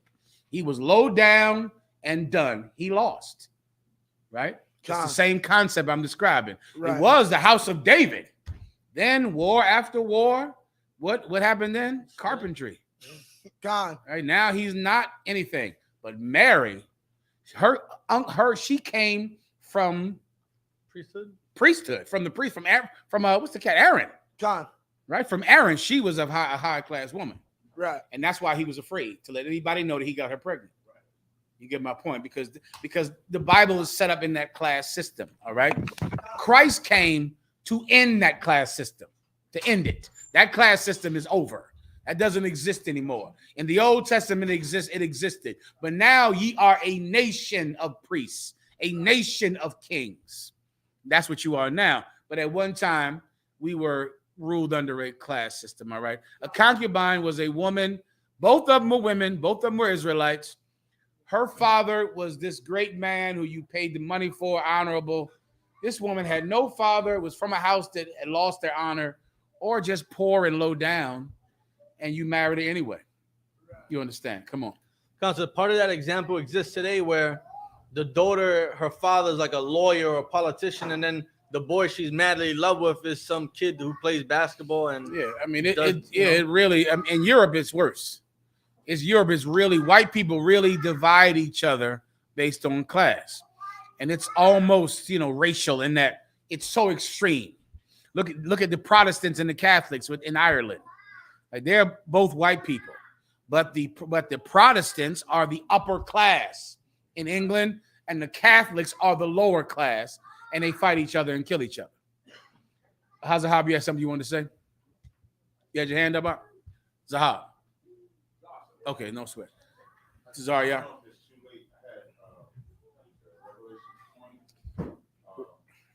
Just the beginning part with the 1,000 years. Please. Okay, so this is Revelations 20 and 1. And I saw an angel come down from heaven, having a key of the bottomless pit and a great chain in his hand. And he had laid hold on the dragon, that old serpent, which is the devil and Satan, and bound him 1,000 years. You get all that, right? Kind of what kind of 1,000 years already happened, right? Already happened. Kind of what concept. Go ahead. And cast him into the bottomless pit and shut him up and cast a seal upon him, that he should deceive the nations no more till the 1,000 years should be fulfilled. And after that, he must be loosed a little season.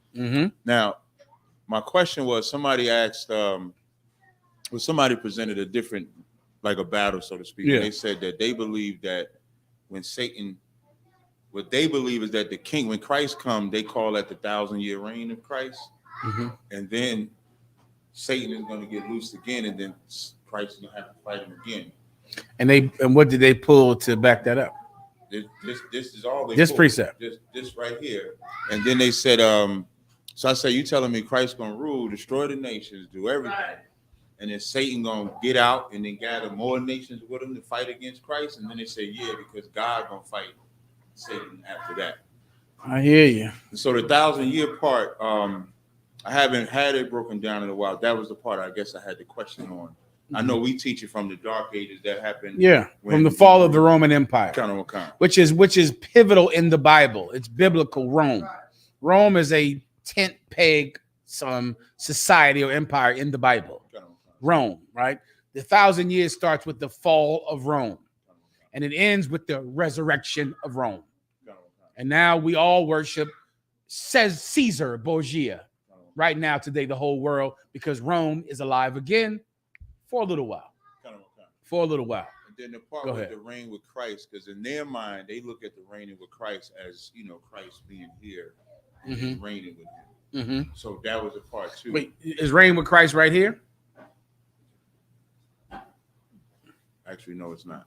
Well, just show me where it is so I could break that down. Verse 4, it says, and I saw the thrones and they that sat upon them, and the judgment was given unto them. And I saw the souls of them that were beheaded for the witness of Yahushua and for the word of the Most High, and which had not worshipped the beast, neither his image, neither had received his mark upon their foreheads or in their hands, and they lived and reigned with Christ 1,000 years. Gotcha. So they take the 1,000 years and the bounding and reigning with Christ. I got you. That's They what think it's the same thing, Kind of. and it's because of them not understanding a vision. This is not like 1, 2, 3, 4, 5, 6, 7, 8, 9, 10. This is 1, 5, 7, 10, 3. It's a dream. And to understand the book of Revelations, which the Catholic Church did not understand and removed it from the Bible, back when it was called the book of the apocalypse of Jesus Christ, it's not linear. It's not like, a timeline. It's flashes in a dream. This is the first flash. Read the first flash again. What concept? And also remember, okay, how many scriptures can I pull where it says how many times? 7 times, 7 times, 7 times, 7 times. The number is irrelevant. The number is not literal. The number is expressing a vibe because blacks and Hispanics wrote the Bible.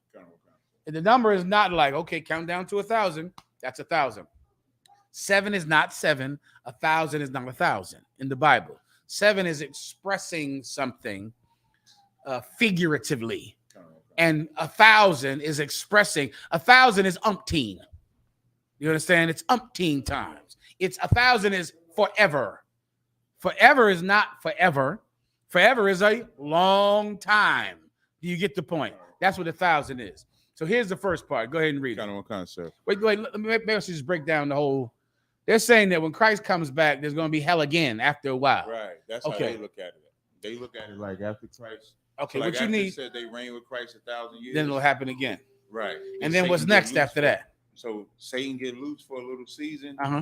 Go deceive the nations. And then the devil was cast into the lake of fire. Okay, who puts him in the lake of fire?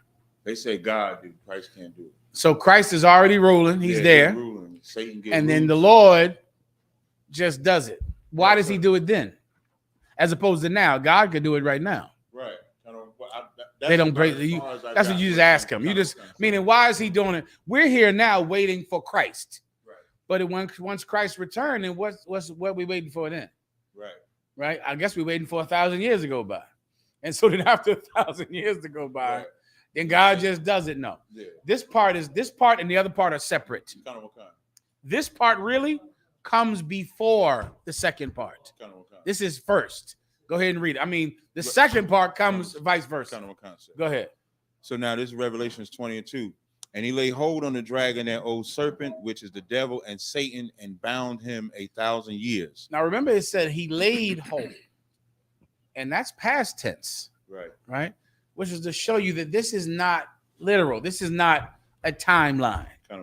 He didn't say he will lay hold, right?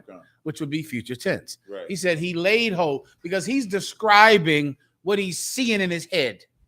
It's not like a prophecy and God will lay hold on this. Right. He's saying he laid hold, which is past, because he's describing a dream that he had. So in this dream, he sees what? Read it again. And he laid hold on the dragon, that old serpent, which is the devil and Satan, and bound him 1,000 years. So he sees this dragon tied up and being tied up for a long time, for 1,000 years. When was this dragon who was lying tied up 1,000 years? During the time that we call the Dark Ages today. When the Roman Empire fell, blacks and Hispanics rose to great power in places where otherwise they would have been slaves. Mm-hmm. They rose to power, and during that time, what was prevalent on the earth? Biblical justice. Biblical law, brother. That's when you got stoned back then. You got put on a spike. Your head got chopped off. You think monkeypox is bad? Ooh-wee. You want to be around back then. I pray you understand that. You understand? Back then, Doc, it was biblical law. Witches were getting burned. Every terrible thing that you hate about the Old Testament was happening for that 1,000 years. It's called the Dark Ages. Everybody gets it. Keep going. Verse 3. And cast him into the bottomless pit and shut him up, and set a seal upon him, that he should deceive the nations no more. Because that's what he was stopped from doing. Right. He was stopped from lying. That's it. He was still there, but he was stopped from lying. And that's how we get all of the black men in Europe that ruled. That's how we have the Russian icons. That's how the proof that we have today was able to survive because of this time. Go ahead. And I saw the thrones that sat, and they that, I'm sorry, Salaki, till the 1,000 years should be fulfilled, and after that he must be loosed a little season. And after that, he's going to be loose for a little while, just for a short time. What's that short time? Right now. Right. What did Paul say 2,000 years ago? Now is high time to awake out of sleep. Right. For the night is far spent, and the day is at hand. Paul said that 2,000 years ago. We're in that short time right now. This is a little season, knock, right now. It's been such a small amount of time that blacks and Hispanics have been oppressed by the devil. The Bible speaks of small, short. And that's how you have to think of it, because small, short, high time is a feeling. It's a feeling. It's not an actual increment of time. It's a vibe.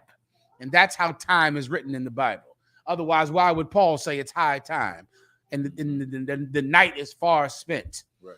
Why would he say that? Because it's a vibe. It's a vibe that we carry to this day. We don't live our life like this is going to be forever, like we're going to be here in hell forever. That's not how we live out. We live our life like this could be over at any minute. Christ could be back tomorrow. And that's what this is written in, that spirit. Keep going. And I saw the thrones, and they that sat upon them, and judgment was given unto them. And I saw the souls of them that were beheaded for the witness of Yahushua and for the word. There you go. Stop right there. And I saw the souls of them that were beheaded. So what is he talking about now? All of those brothers that were persecuted, right, that suffered while that beast was free. Remember, he was trapped, but before he was trapped, he was free. During the time of his freedom out, he killed Peter, killed James, put John in prison, suffer. Think about all the prophets that died under Jezebel in the past. This time is the time of reckoning up, the time of reckoning for what they've done. Keep going. And that will be beheaded for the witness of Yahushua and for the word of the Most High, and which had not worshipped the beast, neither his image, neither have received his mark upon their. Here we go. Who's the beast? The beast are our oppressors. Right. They are the animals, the beast. What is the image of the beast? Caesar Borgia, who you call Jesus Christ. He's the image of the beast. Why? Not just because it's an actual physical image, but because it's a character or a personality that everyone believes white people have that is false. It's false, like an image is not real. Do you understand? It's a false perception of white people that we get from going to church. That's why, for some reason, you feel sorry for the cops. I mean, that is ridiculous. If someone would go, the cops are going through hell out here. Mm-hmm. The cops, oh my God, the police. What are you even talking about? Do you get the video of those men that went in there and stormed Breonna Taylor's house out? Right.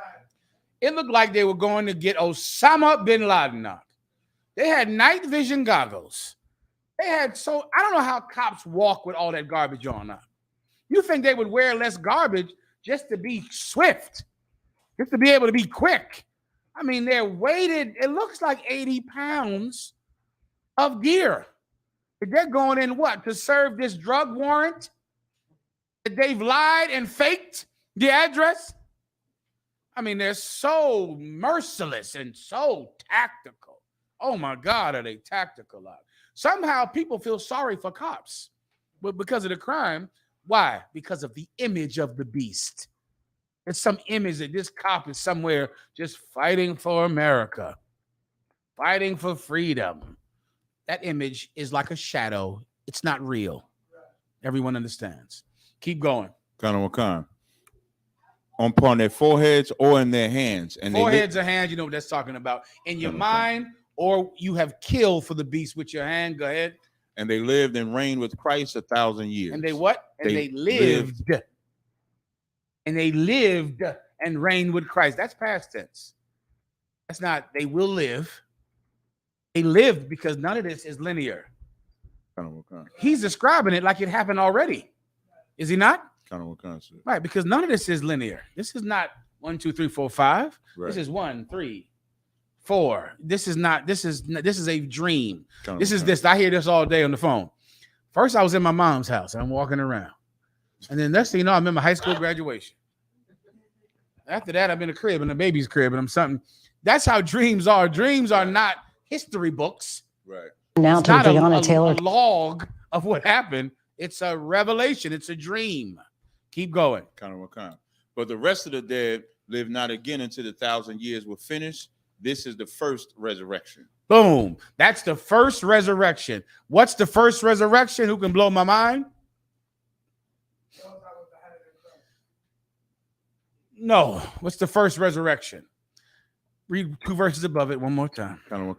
And cast him into the bottomless pit and shut him up and set a seal upon him that he should deceive the nations no more till the 1,000 years should be fulfilled. After that, he must be loosed a little season. Verse 4.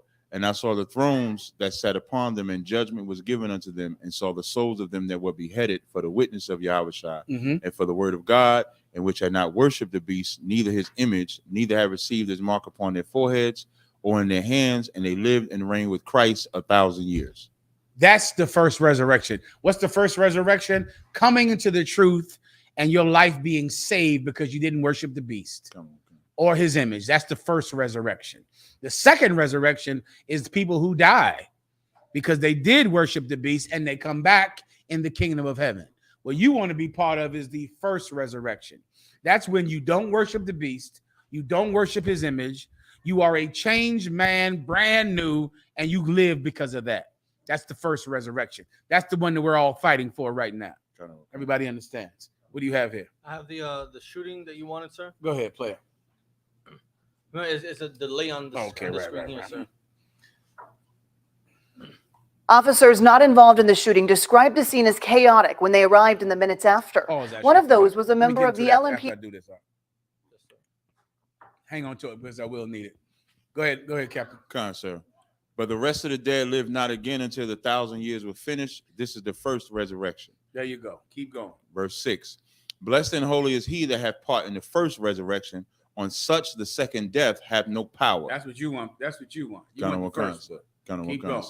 But they shall be priests of the Most High and of Mashiach, and shall reign with him 1,000 years. You get that. Verse 7. And when the 1,000 years are expired, Satan shall be loosed out of his prison. You get, everybody understands that. It's not, just think of it like this. Just skip around in your head. Right. Skip around. Right? Skip around in your mind. The white man is going to be let out of his cage of truth so he can be free to lie, which has happened already during the time that we all call the Dark Ages. But of course, it cannot happen after Christ, because after Christ, they shall study war no more. Right. Give me Isaiah 66, I believe, or Isaiah 60. Here's the precept you need. Once Christ returns, that's it. It's all done, which is why it's high time to awake out of sleep, because the night is far spent and the day is at hand. When Christ returns, this is over. There won't be a whole nother hell to go through. There won't be. You can give me that, and you can give me prepare slaughter for his children. All right. For anyone that's saying that when Christ returns, blacks and Hispanics are going to go to hell again, go into poverty and suffering again, of course, you don't read the Bible and understand the Bible. Christ coming back is the end of it. Right. That's it. That's why it's called Judgment Day. Right? It's Judgment Day because this is the big day. There aren't 2 Judgment Days. It's just Judgment Day, Captain. So like that middle part of 4, 5, and 6 with the ring, that would come out. And so it's almost like verse 7 would be after verse 2 when it says Satan bound him 1,000. Boom. Exactly. That's what I thought. The whole key and Revelations was excluded from the Bible because of this. The key is don't look at it like it's a history book. Right. Look at it like flashes of the future. Flashes, and because that's what it is. All right. What you need is study war no more. Anybody have that? Whoever has it can read it. Come This is Isaiah 2 and 4. And he shall judge among the nations and shall rebuke many people. And they shall beat their swords in the plowshares and their spears in the pruning hooks. Nation shall not lift up sword against nation, neither shall they learn war anymore. That's it up. They done with war. There won't be, when Christ returns, there won't be them learning war again. They're going to take all of those weapons and become farmers. And that's that. Give me the one I asked for, prepare slaughter for his children. Isaiah 14. Mm-hmm. Isaiah 14 and 20. Mm-hmm. Isaiah 14, verse 21. Prepare slaughter for his children, for the iniquity of their fathers, that they do not rise nor possess the land, nor fill the face of the world with cities. They're going to be stopped from coming back up when Christ returns. When Christ returns, they're going to be killed so that they can't ever make cities again. So this mistake can never happen again. It's in the Bible. Let me give you another one. There's 1,000 of them. Come on. I'm trying to find exactly where it is, but Daniel specifically says when the statue is destroyed, the only thing that will be left is the rock, which is. Well, that's behold when the thrones were cast down. That's another one. Kansa. And the Ancient of Days did sit. The thrones are coming down. They're gone. Right. They're not coming back. That's that, and it's a million precepts about it. All right. Right. So that's it. And of course, none of it means anything because who's ever battling you is a drug addict anyway. And that's the problem with all of this, this nonsense. As if it means anything when he's a drug addict. Right. When Christ returns, he's dying. If Christ came back tonight or 1,000 years from now, he's dead because he's a drug addict and a child molester. When Captain Tazaryak first went out and destroyed the conscious community, he used to battle some cat called Natural Tahuti. Well, I laughed so much because it sounds like booty. To me, it was like just a funny, ridiculous name. And this cat would battle and then went to jail for selling drugs. And I thought to myself afterwards, what was the point of battling Tazaryak? Why even do it? Like I still never understand the whole escapism of talking about scholastic things when you're just going to get shot and die and go to jail anyway. I think it's like escapism. It's like it distracts you from the inevitable death that you're about to have. That's the only thing I could think of. Otherwise, why would you care when you're running from the federal government and from 20 years in jail? Why would the 1,000 years is when Christ returns and this and that? Why would you care about any of that when you have such gigantic problems? But of course, that's the breakdown. And of course, when Christ returns, it's done. It's over. There is no more of this. This has been going on for so long. And the prophets of God have fought hard and worked hard. When Christ returns, that's it. That's it. We're done. All right. Next. This is 852, sir. The water. We're ready to do it now. Come on, Captain. Can I get a breakdown on the fourth and fifth vial in Revelation 16? Quickly, please.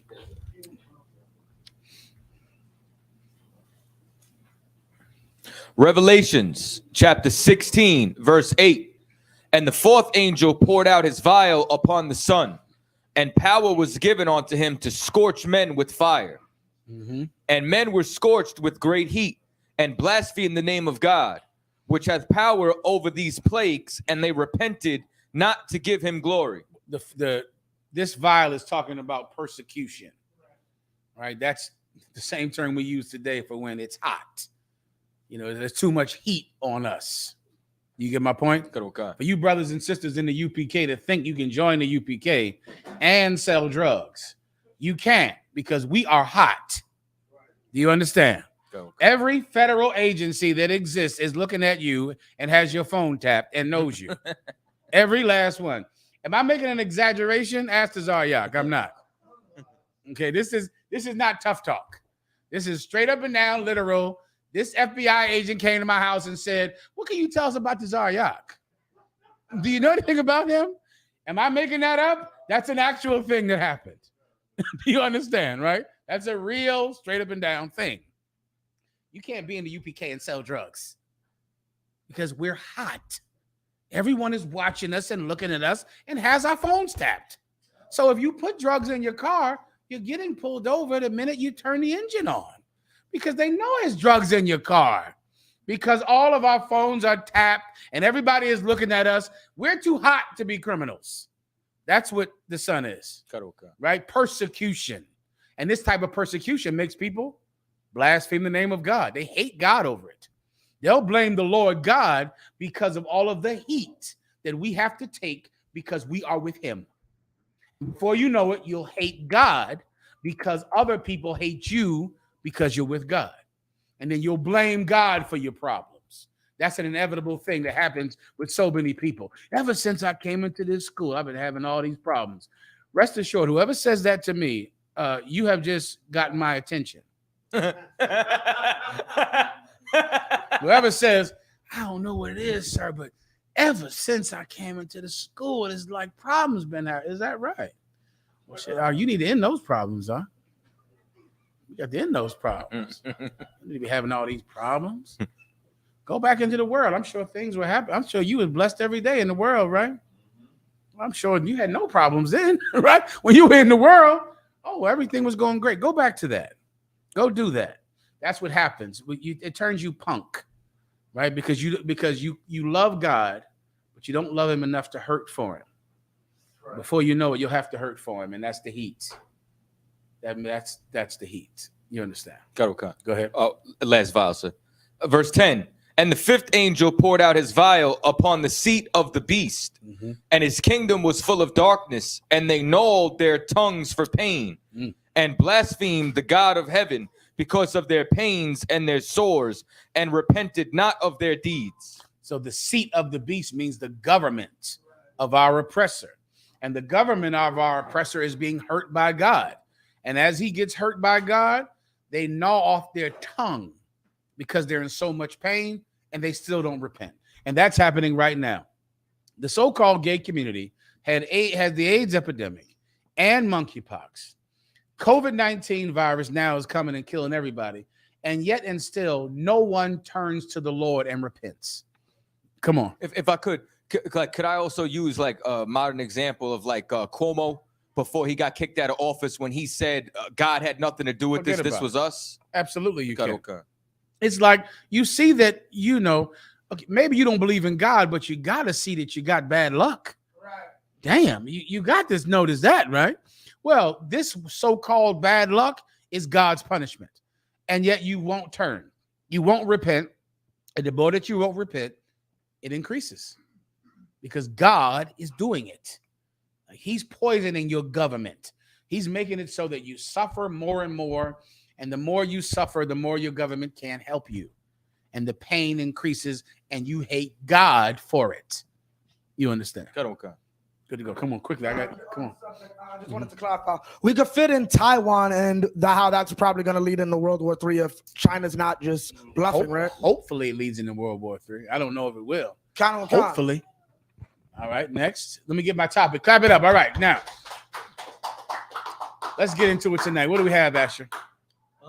We have the Breonna Taylor indictment of the 4 officers and the video of how the officers were dressed to go. All right, let's do Brittany Griner first, right? Earlier today, the Brittany Griner, everyone knows she's a 7-foot homosexual woman, plays basketball, and also is a wife beater. Right. Brittany Griner is a wife beater. Did y'all know about that? Oh, I know you hate brothers that beat women. Right. Well, Brittany Griner took them big ass hands and was beating the hell out of some little woman. Pull that up. Brittany Griner being a wife beater. She's a wife beater. Let me explain the whole story to you. She's about 8 foot tall. She plays in the WNBA, but now she plays in Russia. She goes over to Russia. She has drugs in her bag. Some very small amount of drugs are in her bag, right? She goes to Russia. They find it in her bag at the airport. They arrest her. Today, she got 9 years in jail. Now, someone called me today and said, what is the Israelite School of UPK's stance on Brittany Griner? Our stance is very simple, and it's been known forever. Stop being homosexuals and stop smoking weed. Stop those things. Don't do those things. When you're a homosexual and when you smoke weed, you can't be shocked that you get a negative repercussion from something that's wrong. I don't want our sisters to be in jail for 9 years in Russia. I don't want Brittany Griner to be in jail for 9 years. The problem is Brittany Griner won't do the thing that she has to do not to be in jail for 9 years in Russia. Why do the Russians put you in jail for such a small amount of drugs? Because Russia has seen Harlem. My God, I went by 125th and Lenox Avenue today, brother. It is insane out there. It's ridiculous. The amount of drug addicts right around the corner at 125th and Lenox Avenue, Ak. I mean, you think Russia wants to be Harlem? You think Russia wants to be Chicago? Is that what you think? Russia is looking at Chicago, looking at Russia, looking at Kensington and Allegheny in Philadelphia, and they're saying, hell no. You bring in a crumb of drugs in this country, you're going to jail for 9 years. And Russia is not alone. Do not go to Thailand with drugs up. Do not bring a marijuana joint into Thailand. You're not coming home.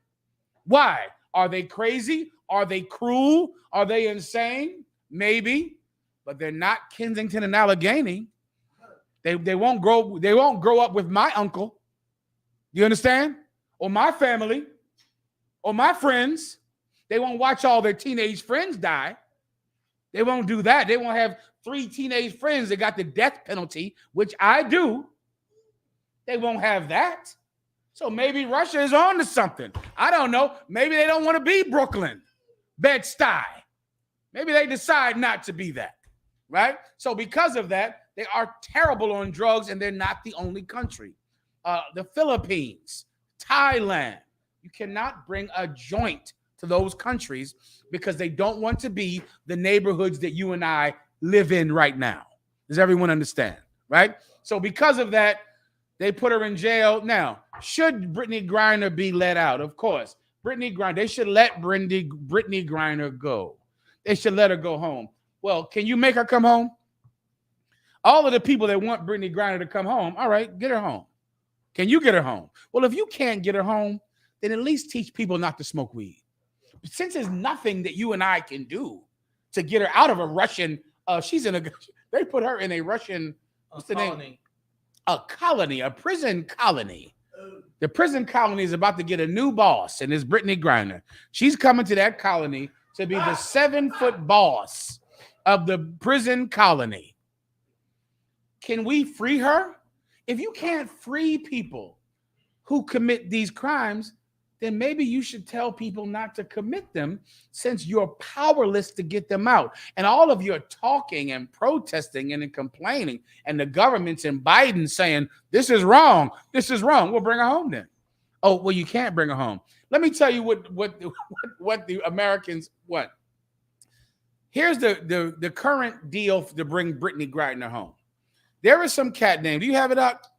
The guy, no, I'll find it though. I sent it to you in a link today. There is some cat that they want to trade for Brittany Griner. This cat they want to trade out is a Day of the Jackal assassin. This cat here is, Clavon Klaus Clowner, Day of the Jackal. The Russians say, you give us our Day of the Jackal back, we'll give you who? Brittany Griner? Who in the hell is making that deal? How do the Americans give up a bona fide Russian spy killer for somebody that averaged about 15 points a game in the WNBA? How do you justify that? Like, you know what happens next? What happens next is everybody. You might be asking yourself. You gave up this cat, and when you trade this guy back to Russia, you know what happens, right? You know, Levi? What happens? So I guess all of the evidence that he had against America that he spied on, he could release that information. You trade back a Day of the Jackal assassin back to Russia, who America caught. What happens when you give him back to Russia? Simple. It's just as simple to understand. He goes and kills more people. He goes back to work. Come on. His name is Victor Bout, and he was an arms dealer. Victor Bout. You give him back to Russia, he starts killing again. He took a break from killing in jail. But you give him back to Russia, he starts killing again. What does Brittany Griner do? Make 15 points a game? So what American politician will say that's a good idea? they're going to give back a Day of the Jackal arms dealer for a 15-point average score, 7 feet, could dunk about twice in her life. And beats women. Come on now. Who would do it? So are you going to push them to do it? Well, guess what happens? Everyone goes, when more people die, when he goes and sells more arms and more people die, the politician that made that deal will not get elected anymore because it's a stupid and ridiculous deal.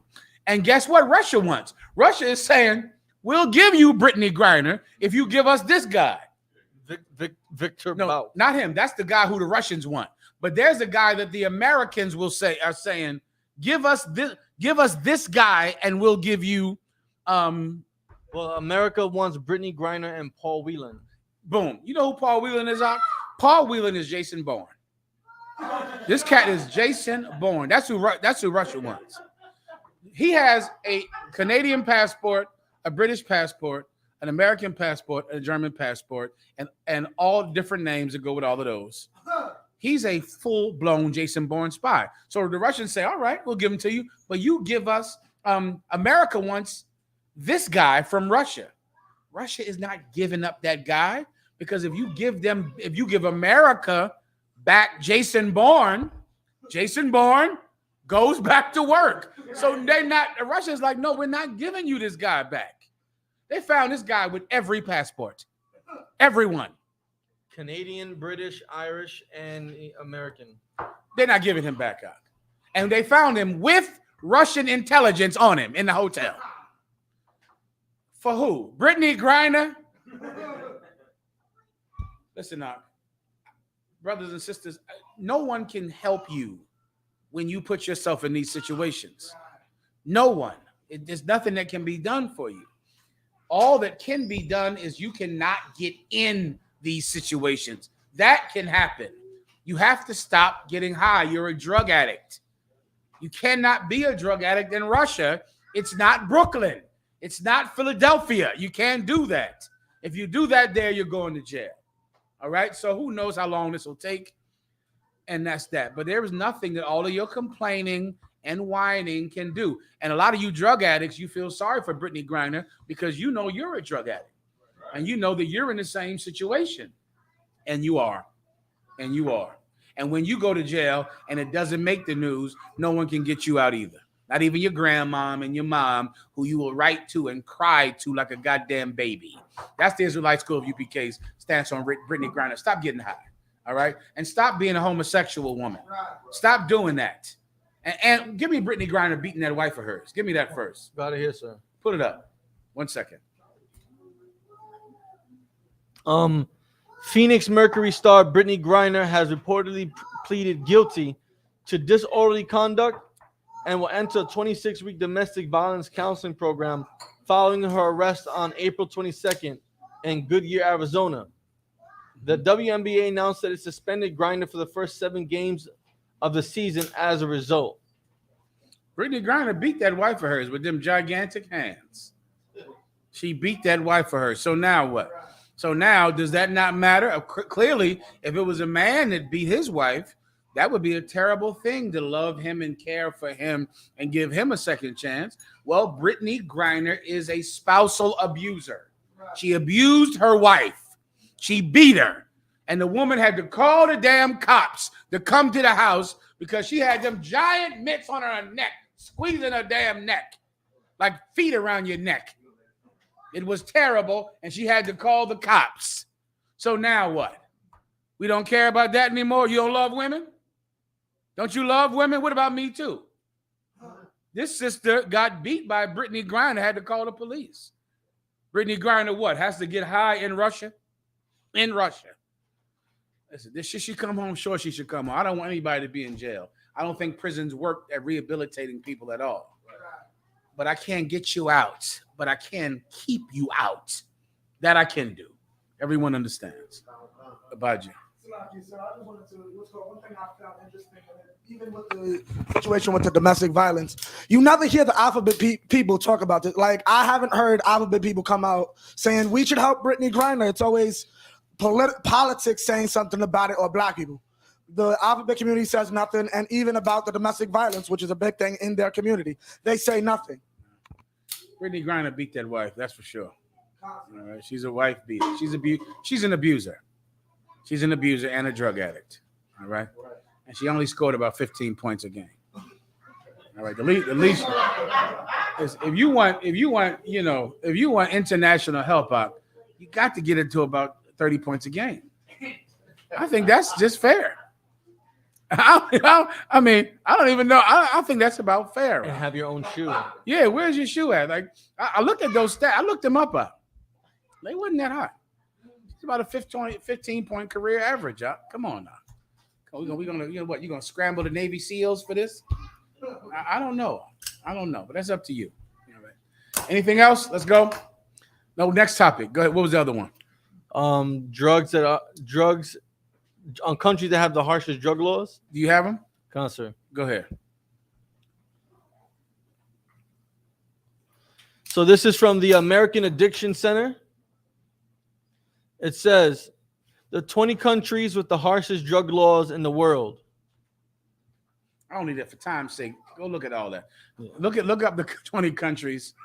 Stop getting high. All right. Next. Go ahead. Next one, Asher. Come on, sir.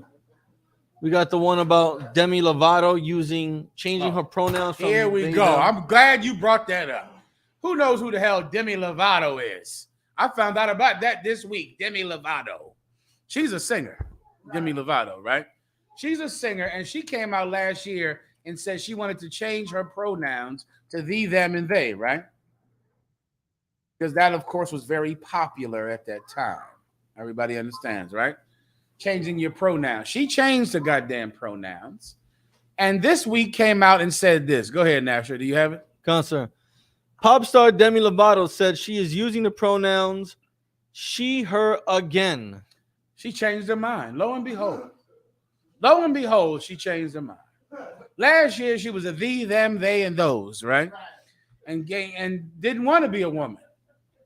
This year, she said, you know what? I'm a woman. Come to find out, I'm a woman. Give her a hand, huh? It's like a sir. Go ahead. She said, last year, my energy was balanced in my masculine and feminine energy. Mm-hmm. And that she said recently I've been feeling more feminine, and so I've adopted she, her again. All right. Guess what? Come to find out, all of this pronoun nonsense is all in your mind. That's it. Demi Lovato just proved it. Last year I was feeling a little in between. That's how I felt last year, right? This year I'm feeling like a straight up woman with some breasts and tail and a dress. Come to find out, I'm a woman. So now I want you to call me she this year. No sweat, Demi Lovato. It was all in your mind anyway, because that's all this is. But once again, if you're a gay person and whatever you identify as, I'll call it to you. But just know, I identify as a 12 shield general in the Israelite School of UPK. That's who I am. And when you talk to me, that's what I want to be referred to as. I don't want to be referred to by any. Don't ask me my slave name. I don't identify by my slave name. I don't have what? What's my what on my ID? What? No. I identify as 12 Shield General MAHAYAMAN of the UPK, and that is what you will refer to me as. That's what all of you, them, they, and all of you will refer to me as a general in the UPK. Or else, why won't you? Why won't you call me General MAHAYAMAN? Why won't you do that? Why? I'm an Israelite. I'm a Jew. I'm this. Call me that. Call me what I say I am, and I'll call you what you say you are. Right. You're going to change your mind. I won't change mine. Everybody understands. It's all in their head. And that, of course, was obvious all the time, and what the UPK was teaching, and which is what Brittany Griner needs. And let me give you another thing. This applies to the Brittany Griner story, Demi Lovato. A lot of women, right, think that what they feel is reality, and what you feel is not reality. Right. Commander General Yohana always taught us that feelings are not facts. Feeling a thing does not make it factual. Many women, because they're heavy or tall, will think they're homosexual simply because they say to themselves, when I look into the mirror, I am not an attractive woman. So since I don't think I'm attractive, I must be gay. because I don't think men would like someone that looks like me. That's how they feel in their mind. And before you know it, if you're born 7 foot tall, you'll think, who would want me? These brothers in the UPK will tear up a 7 foot woman out. They'll put that thing down. They'll say, bitch, get down here. Come here. Come here. Come here. Right? Come on. Get down. All right. Bring me my ladder. Listen, when a man is extremely masculine, that height doesn't matter. Cares about all of that. Like, it's masculine. Masculinity is so big that who cares how big this woman is? She'll be 8 foot tall. She'll still be small in your eyes. But very small men might make a tall woman feel that she's unattractive. Or a heavy woman think that she's unattractive, but that's because the men are just too small. You get my point? The men you're dealing with are just tiny men, all right?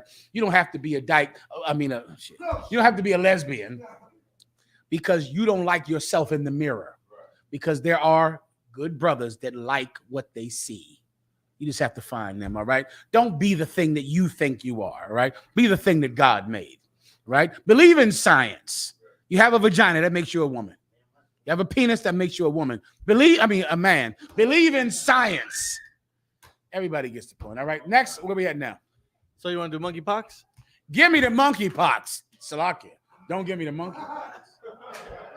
I misspoke that one. I don't want it. I don't want the Lord to hear that. I was in the gym. I called my rib. There's a nurse, and I said, "Is this gym safe? Can I be up in here? I don't want to touch none of these weights in here." She said, "It is not safe." I said, "God damn." But anyway. We're going to go into monkeypox now, right? Everyone has heard of the monkeypox. New York, right here. This is an epidemic in monkeypox. You have it in New York. You in a state of, get a law to hand. You in a state of monkeypocal emergency. Monkeypocalypse. You in the middle of monkeypocalypse right here in New York.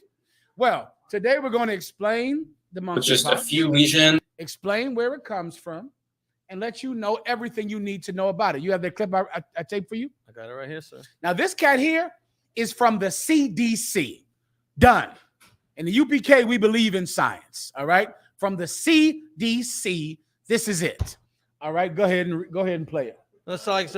He's not from the CDC. He's a man with monkeypox who's sharing. That's not the one I want. That's okay, I got another one I sent you. I sent you 2 of them. That's an excellent one. I want this one from the cat. Did I send you this? Not loud, sir. It was a news story. Hold on. I just have the one from CNN. That's excellent, but not this one. This is the one I'm talking about now. Hold on. Okay, this right here, I think I did send it to you.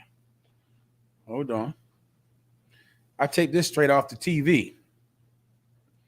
I sent it to you. Yeah, I sent it to you. It's right above that one from CNN. I'm going to send it to you again right now, right? You got to run fast. Oh, damn. Wait a minute. Yes, this is the one. Oh, no, you're right. He's in the beginning, but the cat I'm talking about comes on at the end. Come on, so play that same one. Yes, sir. Go ahead. Okay, now you got to listen to this first part. Listen closely so you can understand this aspect of monkeypox. Listen very closely to the beginning. Go ahead. Come on. I got intense flu-like symptoms. As the flu symptoms abated, the lesions will A, more of them start to appear, and B, they became at worst excruciatingly painful and at best mildly irritating. Knowing exactly what it feels like to have monkeypox, Matt Ford has taken to social media to now warn people about the virus. This sucks and you don't want it. I've got these on my arms. But now his frustration is that even as awareness grows, those who need it might have a hard time. I just sent you a new one just now. Play that one, please. Or else I sent you the wrong thing. Okay, the one I sent you, see at the top it says we need vaccines. Yes, that's hold that to read. I don't need you to play that. I just need the headline. That's all I need. Concert. It says Not now. Play the one I just sent you just now, the video.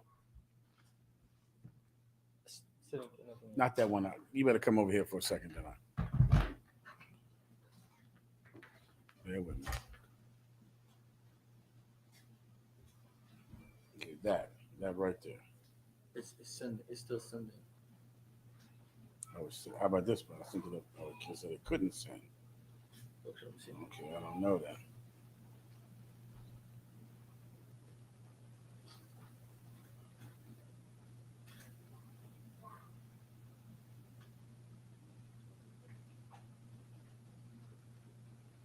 Well, if not, for time's sake, we can just go to another one. This is a good video. If I may, sir. Go ahead. I just want to remind everybody that August 28th, that ISUPK headquarters will be having a cookout. You know, we just left from Chicago. Give Chicago a hand. You know, and Commanding General Yohana is speaking on Times Square. What's the date? August 27 at 3 p.m. All right, so make sure you are there at Times Square, August 27 at 3 p.m. And then the cookout will be the following day on August 28th, Marcus Garvey Park, Harlem, New York, ISUPK headquarters. All right. And make sure you support us also on the GoFundMe. All right. And following this class at 10 o'clock, we will be having Cross the Line Radio with Captain Tazariak and Captain Katazar, home of the body bag. All right. If you want to cross the line, you know, call the phone line. You want to cross the line, call the phone line. All right. Don't be scared.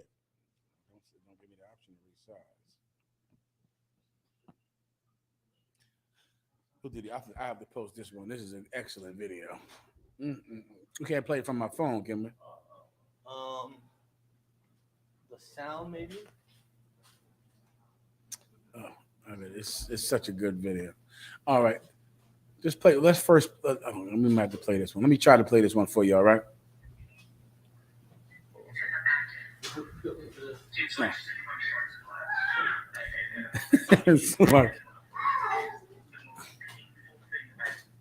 I don't have one of these jacks. I don't have a jack.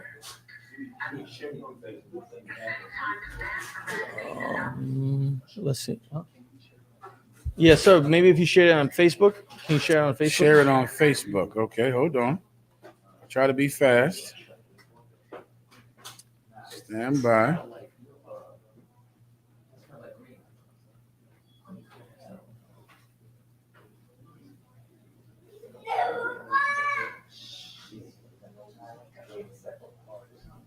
Okay, I just posted it on Facebook. I'm wrapping it up, yo. What? You good to go, Asher? Put it on my Facebook page. I just posted it. Go ahead up. If I may start talking on the subject of Demi Lovato, I'm not sure if you're fully aware. There's another them cat who's been making the rounds. He's in trouble every month or every 2 weeks. Ezra Miller. That's the cat who plays in the Justice League movie. Okay. He played the Flash. I heard about him. Basically, now it's come out. I think Business Insider came out with it today. Basically, the cat's running a cult on his parents' marijuana farm in Connecticut, kidnapping 18-year-olds. Basically, the swindle is you're gay just like me and you're a they, them. So I need to teach you how to live in society correctly. Now you're only 12, but I'm going to teach you and talk to you and do all of that. So when you turn 17, 18, I'm going to just abduct you and your parents can't do anything. And that's basically what's going on. And people are saying now that people close to him are saying he's detached from reality and thinks the FBI is looking for him. And there's cases actively for him and everybody's looking for him. Well, child molestation is an integral part of homosexuality, and you're not going to be able to separate the two. Hence, the rainbow. The rainbow is on purpose designed and implemented to seduce children, because children like the pretty colors. You understand? Ashley, where are we at now? It's not showing on Facebook. Even on Facebook? I put it on Facebook. It ain't up there. Nope. The hell is going on? Hold on. Is it a problem? Maybe it's too damn big. Oh, I'm gonna play it from my damn phone. I'm gonna give one last shot. All right. Okay, listen carefully.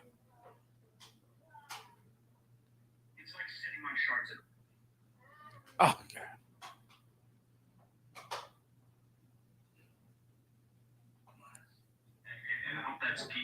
anybody hear that?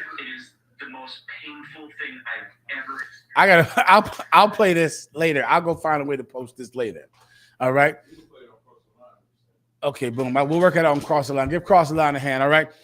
Now we'll explain Monkeypox in there. Give me that. Put that one thing up on the screen I did send you. All right. But don't play it. Just put it up on the screen. Concert.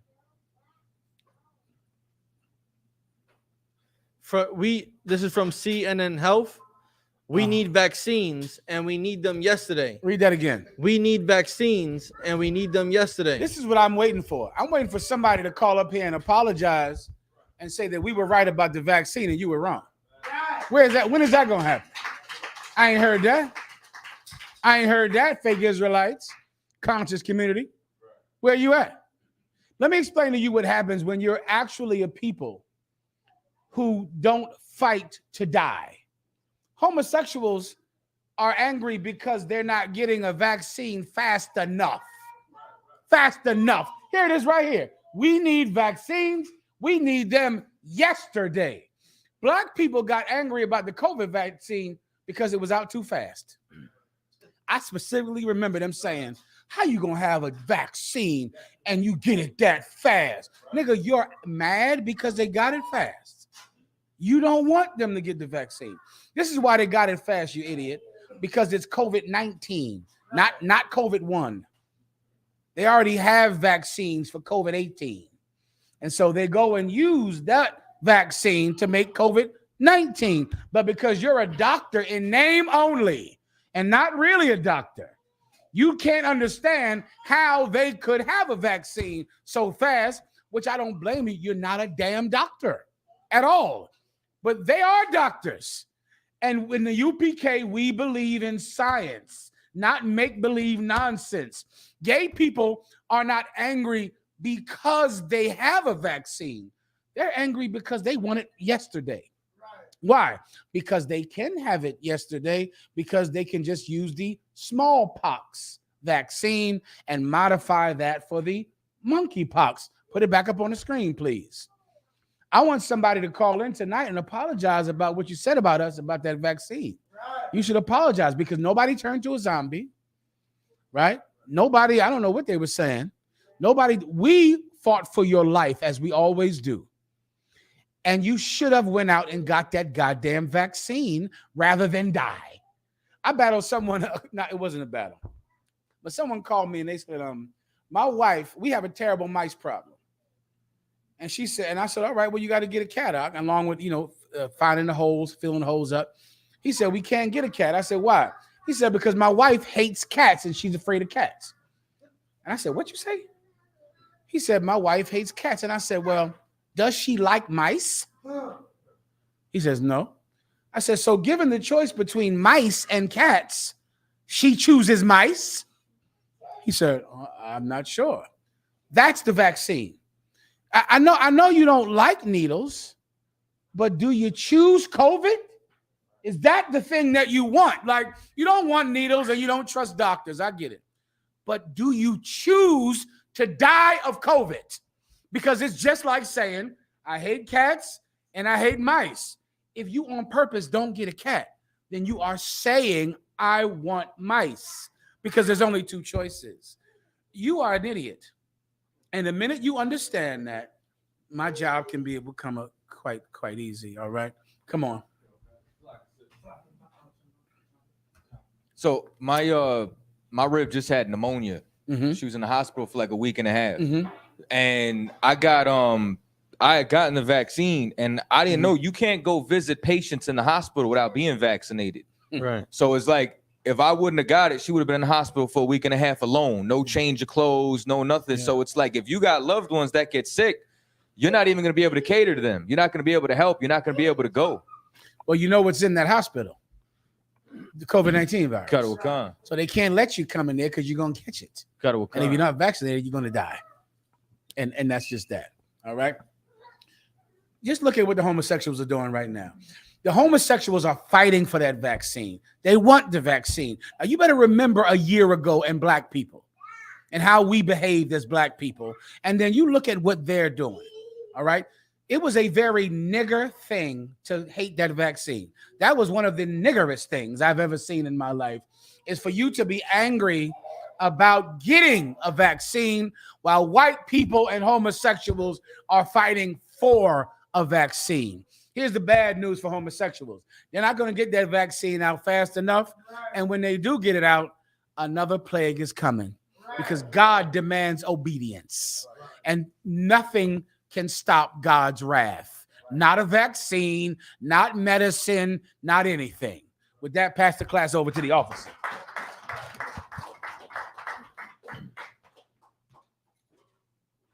Men of Israel, Malian, which means to stand. Men of Israel, we're going to get one courtesy salute. Men of Israel, Madam Shabbat. Amadium, Barak, Judgmental, which means hands down, soft face sisters. Sisters, Amadium, which means to stand. Men of Israel, we're going to get one courtesy salute to the sisters. Men of Israel, Madam Shabbat. Amadium, Barak.